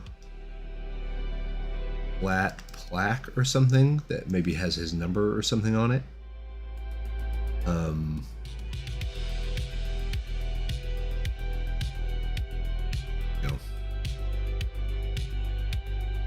Definitely not comfortable. Yeah, that's sort of what I'm running into as well. That's why I need to practice this. Because like down here, I think this is fine. Like,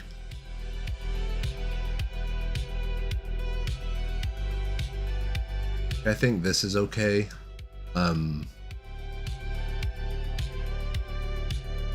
You know, but like sharpening up the arm, making that make more sense as far as like anatomically, you know, like here's the elbow sort of thing. And then if we have this and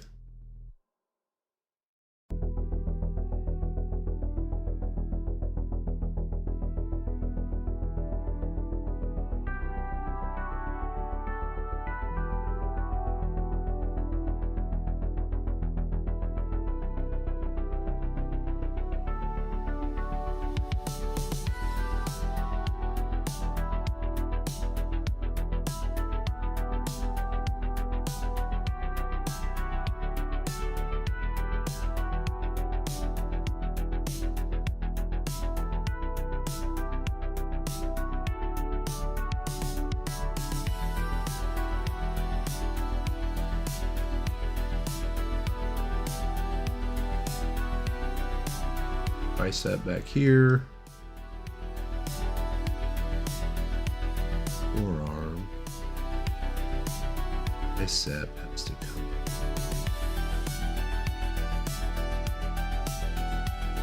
He's almost built like Chris Redfield from like Resident Evil 6 or 5, actually 5.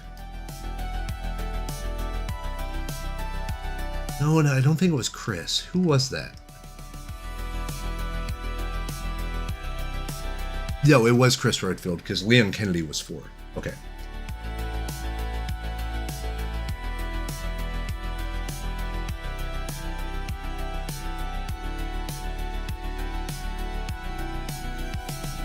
This.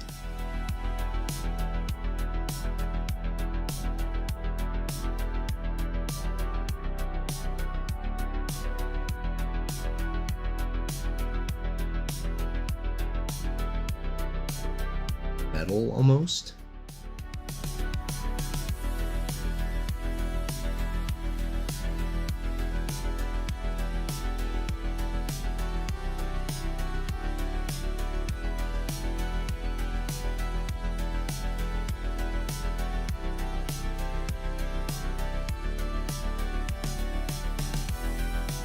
See, here is where like I get, because now I need to start thinking about lighting and I need to start like, you know, all that stuff. And that's where I start getting so caught up in, is this correct? Is this right? Is this technically where the light's supposed to be? Then the art ends up losing all of what makes it interesting in the first place.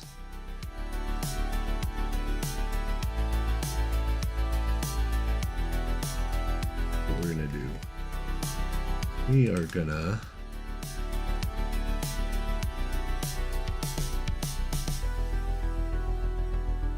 facial hair here.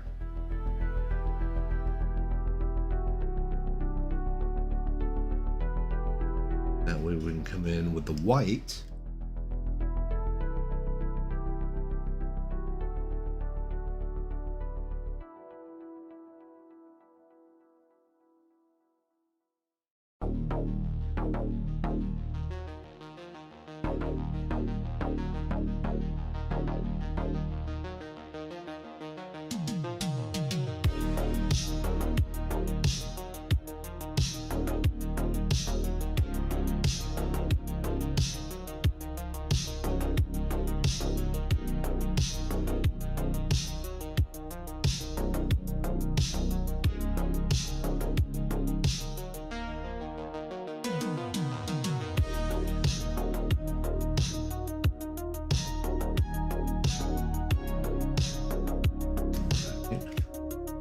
Here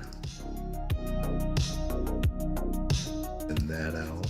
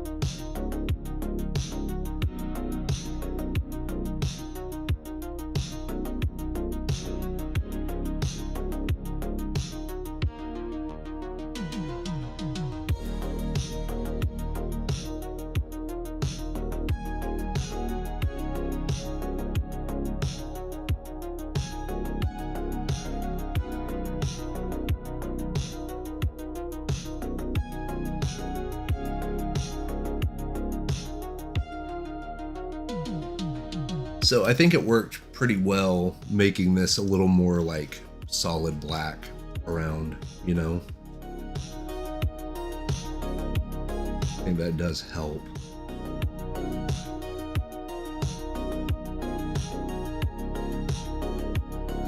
Maybe we can do the glow a little more, maybe on the armor. Be cool.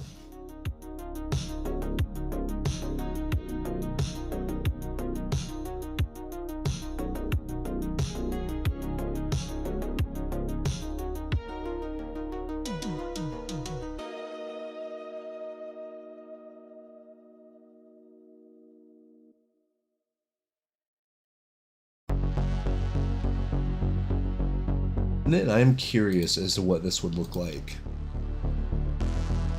with a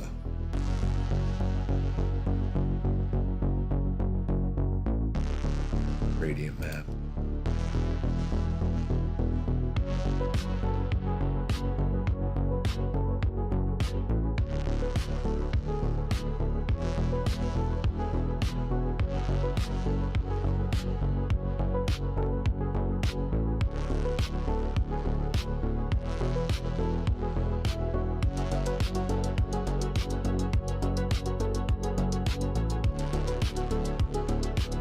That looks pretty cool. Then skin.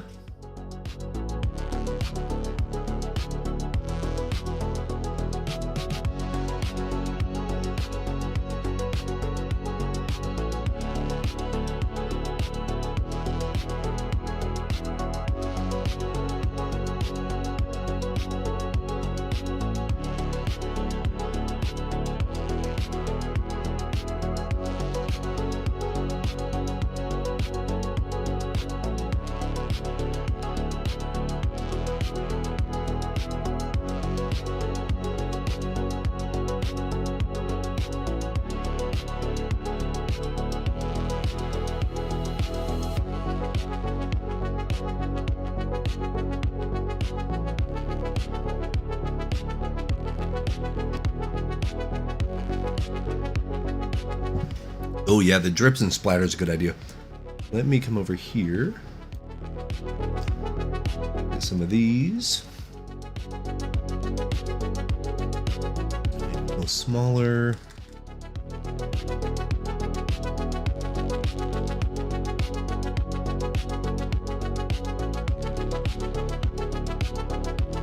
Ooh.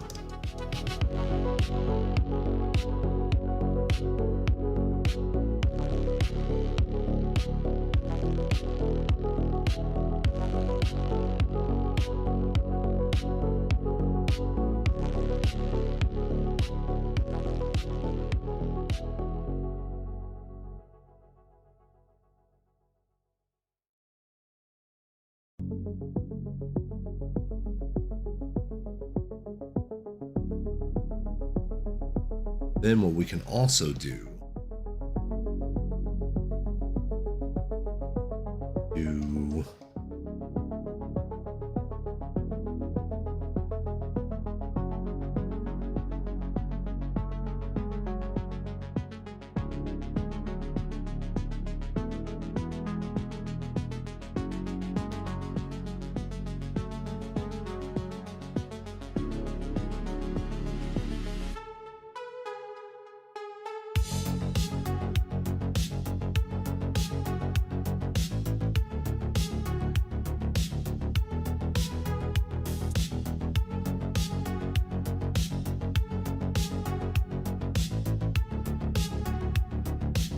we need ink paper. There we go. No, actually, we actually need the textures themselves.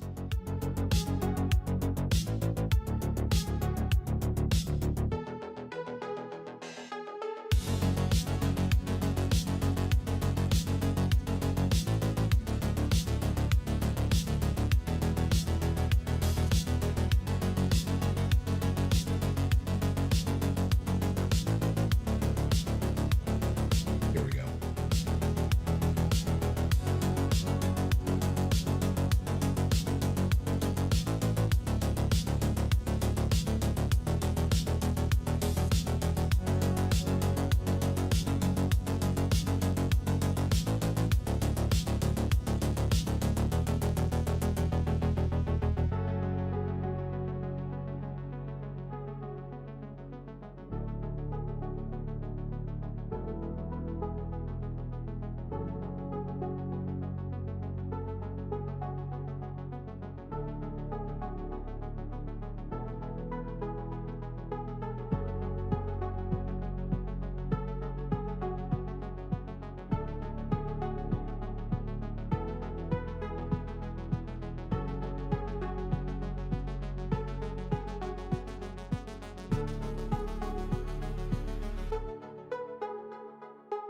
Yeah, it's probably because you're in like problem solving mode on your work. You're kind of so in the weeds, you know, that, I mean, it makes sense. It makes sense that you could see it in somebody else's. The cool thing about adding any sort of overlay texture is it really is going to make the canvas texture on the bottom pop more, ironically. See what I mean? Like you can see some more of that now, but then whenever I hide the grunge, it kind of goes to black, which is fine. But this brings out a little bit more of the deal.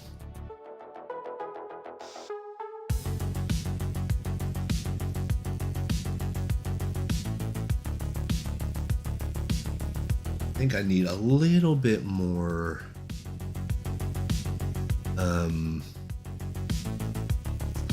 Let's do.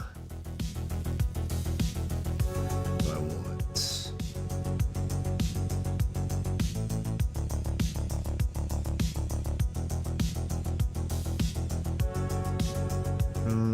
Let's do Minogue's inks.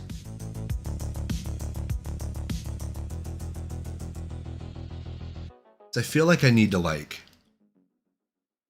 render out the face a little bit.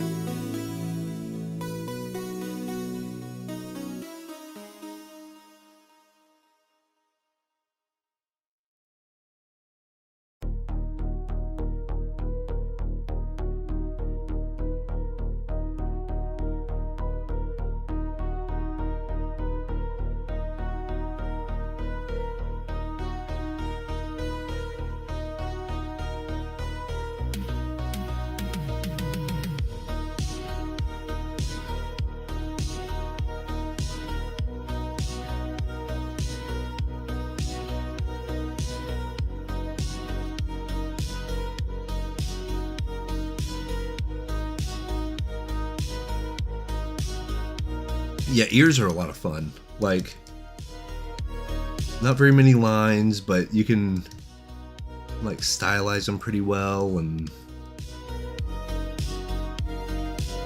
just fun.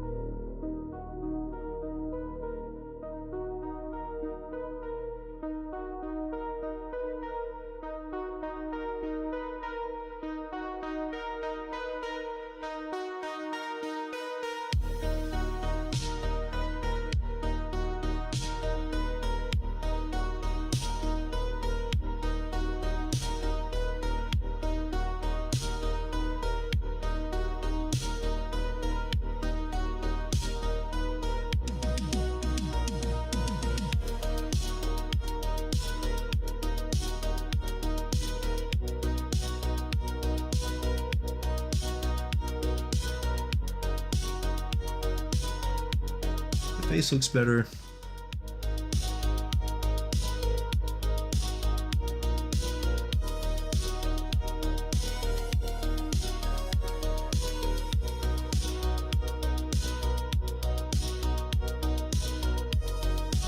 The nice thing about gradient maps is you can just pick the color like from the map and it's always gonna work. You know what I mean?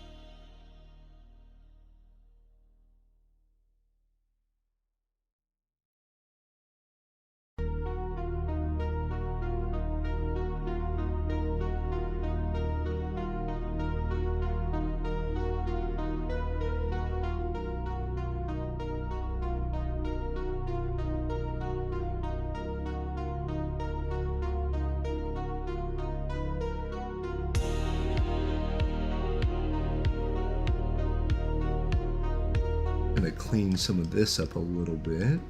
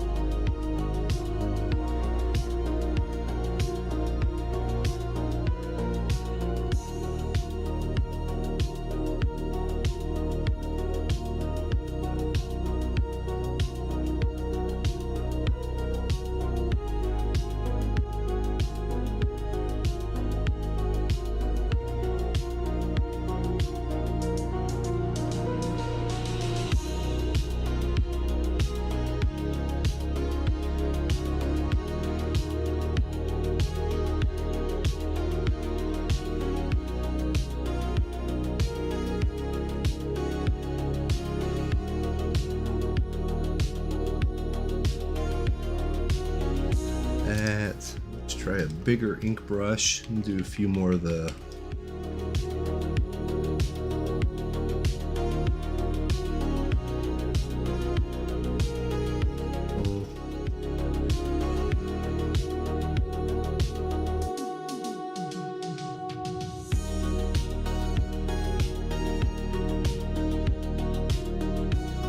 just for the art. Hey, it's good to get visual library. That's what it's about, you know?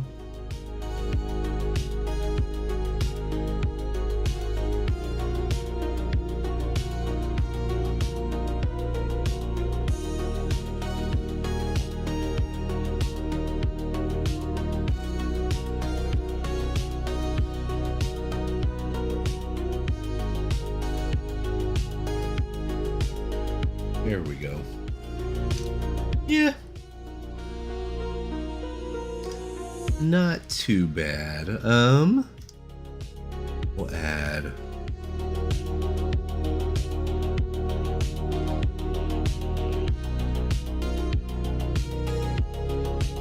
something like this.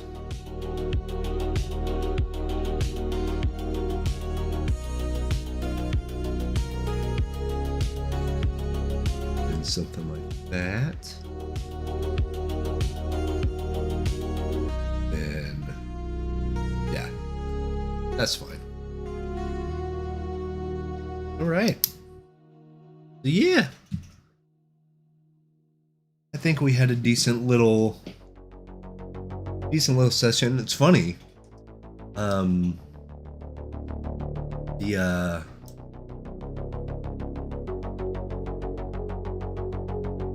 Kind of that Yoji Shinkawa stuff. You know, it's not exactly the same, but it's more like it than I was doing previously. You know what I mean? Like, kind of the crazy shadow shape type stuff and kind of the messy So yeah, it's not quite the same, but it's definitely something inspired by, you know. And we weren't even really trying to go for that look. It's just, yeah, it's just studying it has really helped, especially with like these outlines and kind of the outline shapes. Because you have to think what we had before, you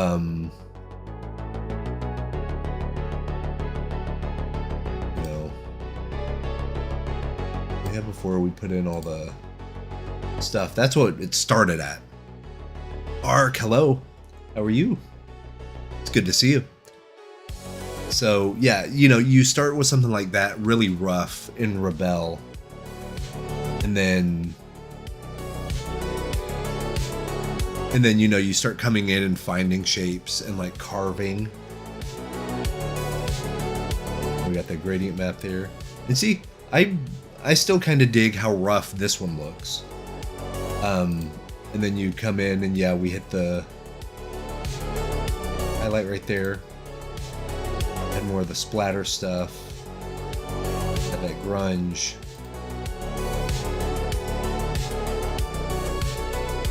And kind of refine.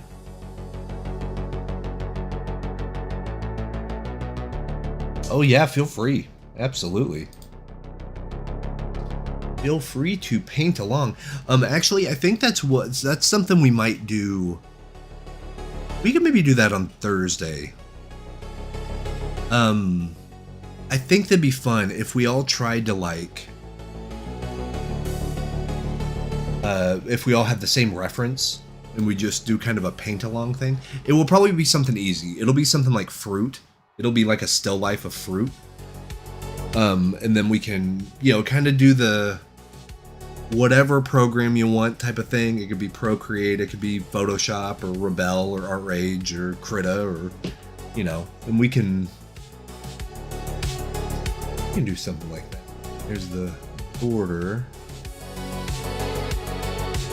So let me hide these real quick, or let me go like this.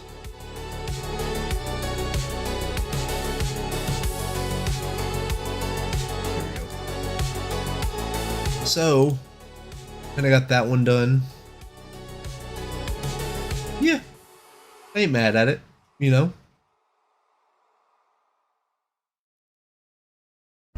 Then this one,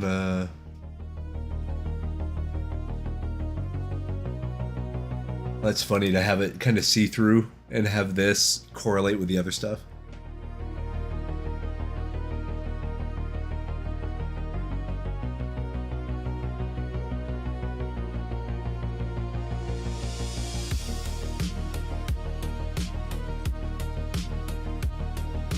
And not bad. I wonder if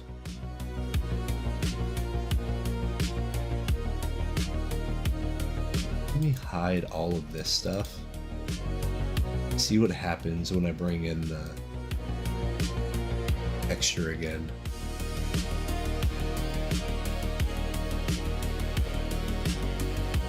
That's without that grunge texture. That's with it. Yeah, not bad.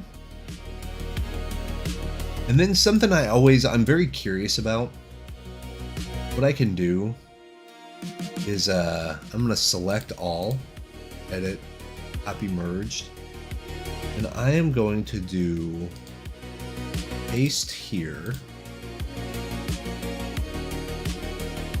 and then I'm gonna do the same thing. Didn't want it there. I'm gonna delete that one. I wanted it in group 1. Paste. Okay. That's in group 1, and then group 2.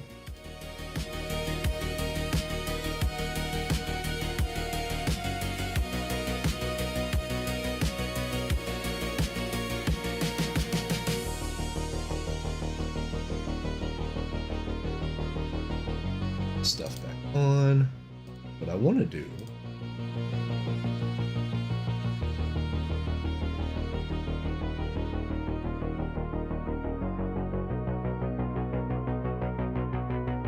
Funny, I don't know if I like the more rendered face or the more, like, rustic, messy face. I don't know.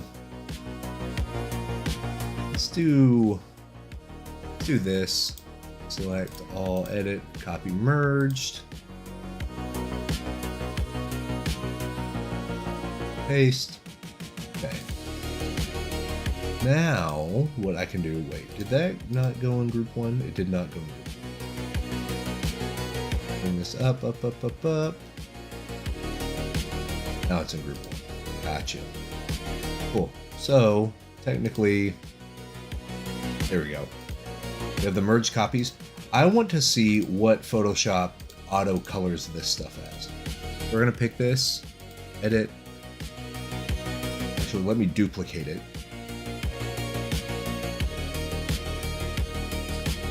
Auto tone. Yeah, it doesn't mess with it too much. No contrast. Yeah, won't mess with that at all.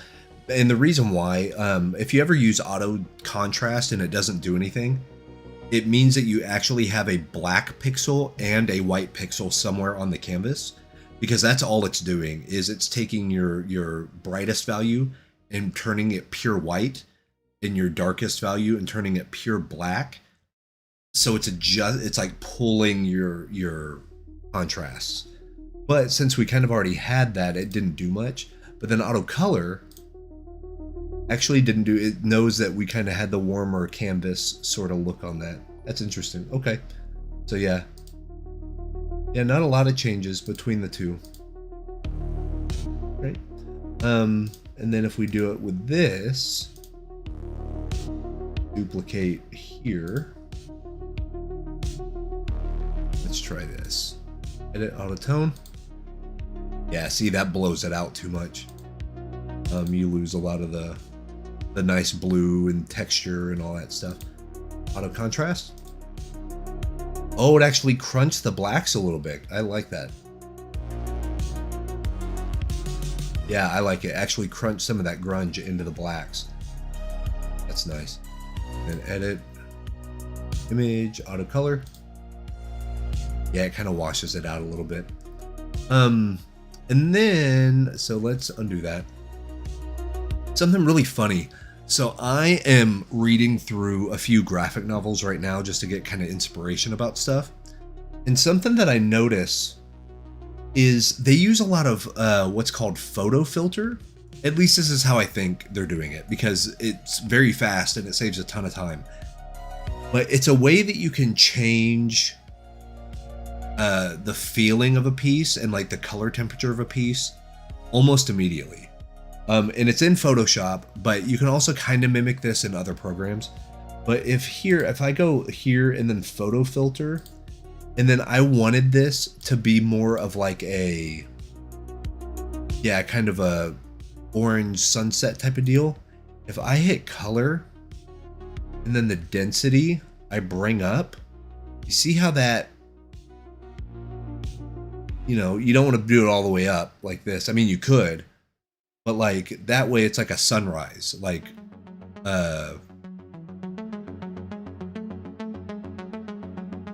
but then if you wanted it to be like day for night, like, okay, that's a day shot, we need it for night.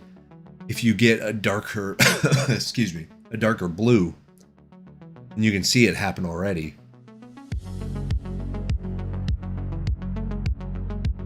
See what I mean? You can like crank that up to give it a very unified feel to it, and then preserving luminosity. It's going to keep your value structure relatively the same. It will adjust it a little bit, but not bad. But yeah, so that's how you can get like very specific looks. If you're, you know, if your art director comes back and like, hey, we need this to be blue. We need everything to be like a tinge of blue because the rest of the page is blue. You're like, oh, okay. So I'm going to come in and like, what color blue do you guys have? Oh, you guys have like a cyan kind of blue? Okay. Then you do that, and then you crank this up. Then there you go. It still has its colors underneath it, but it's more, it's just pushed in that direction, you know? And then like, oh, a purple. And see, it can be very extreme, especially if you're not like ready for it. But really, I think it works well either in the kind of deeper blues or the oranges. Kind of the cinematic feel, because you're usually going to be pushing things one way or another.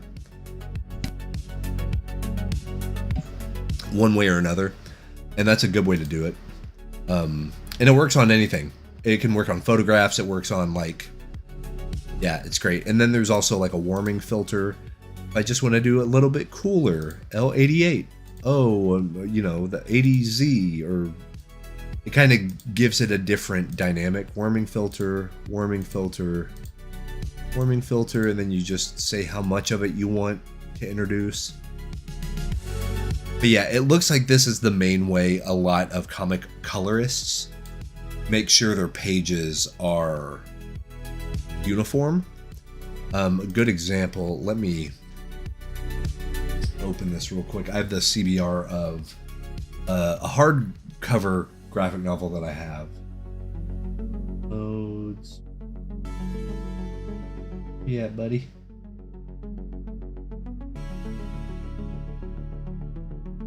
Here. There it is. Spire. Yeah, it works great. And also, if you're not in Photoshop, you can get this look in any way. And all that you have to do, you make a new layer. And let's say you wanted it to be that orange color. You'd pick an orange color, kind of have it right here. You go to Edit, Fill, Foreground Color. You're going to have it like this. Then you can come over to either Overlay. Overlay works pretty well. Or Soft Light.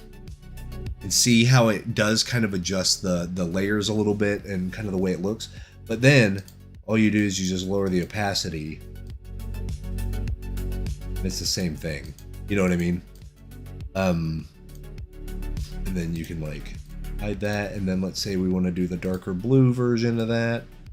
Gonna bring the dark blue, edit, fill, foreground color. Same thing. You can do a soft light. See? Nice. It's an easy adjustment thing that you can do.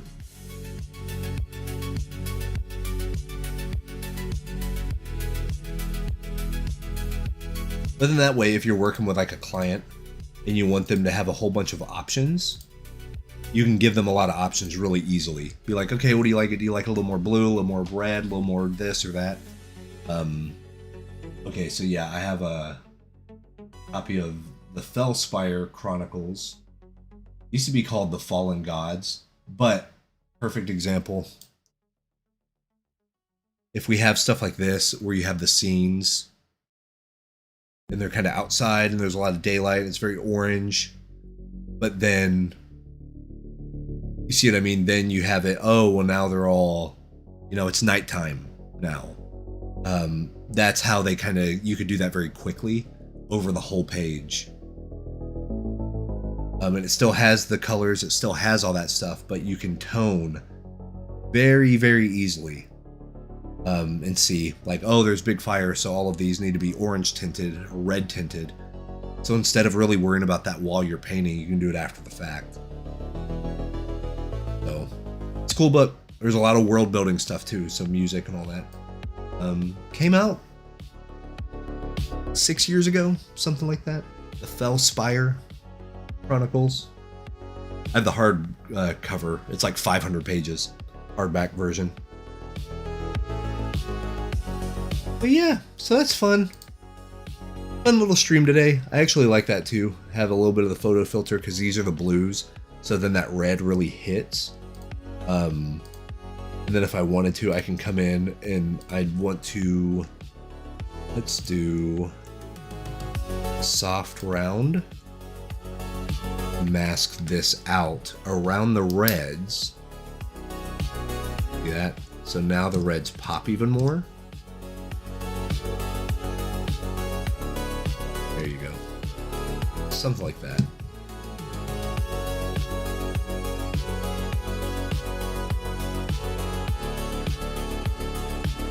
I ain't mad at it. Yeah. Yeah, I love some of these textures right here. You know, good old Rebelle. That's what's so great about starting in Rebelle. But that is my time for today. So yes, in the big news, got that sponsorship from G Fuel, man. Go to gfuel.com, use the code WESTG, you get 20% off. All kinds of stuff. I'm almost done with this this one I got right here. Just a little bit left, so I'm gonna finish that. Probably make another one. And also take allergy medicine, because allergies around here are crazy right now. But thanks for hanging out. So yeah, no stream tomorrow. My son will be home, and I think my baby will be home as well. I don't know if her daycare will be open. It depends, because they usually follow the school district schedule, because a lot of times that's when parents need to take off anyway. So then, but we'll see. I can't quite recall. But we will, you know, as long as the kids are feeling okay and they're back at school on Thursday, we will be live again on Thursday. We can do that paint along. I think that'd be fun. I can have a source image up, and that way if people just type in like whatever ! Source, then it should link you to the picture. That way if you want to download the picture, you can follow along. I think that'd be fun. I think that'd be fun to do kind of a study thing like that. I know Paul Canavan, who's one of my favorite Magic the Gathering artists, and he mentored me for a while. And yeah, he has a thing called Study Buddies. So I don't want to like steal Study Buddies. He kind of has that under lock and key, you know. It's his deal. But I do think it would be fun to try to just see how everybody's style is a little bit different when looking at the same thing. That's always a fun thing to do, is we all have exactly the same photo, we all have exactly the same stuff that we're looking at, but how do we extrapolate it? How do we, you know, how do we make it our own? Oh, dang, you got it. You got the, got that Pro 24 Gen 2, dude.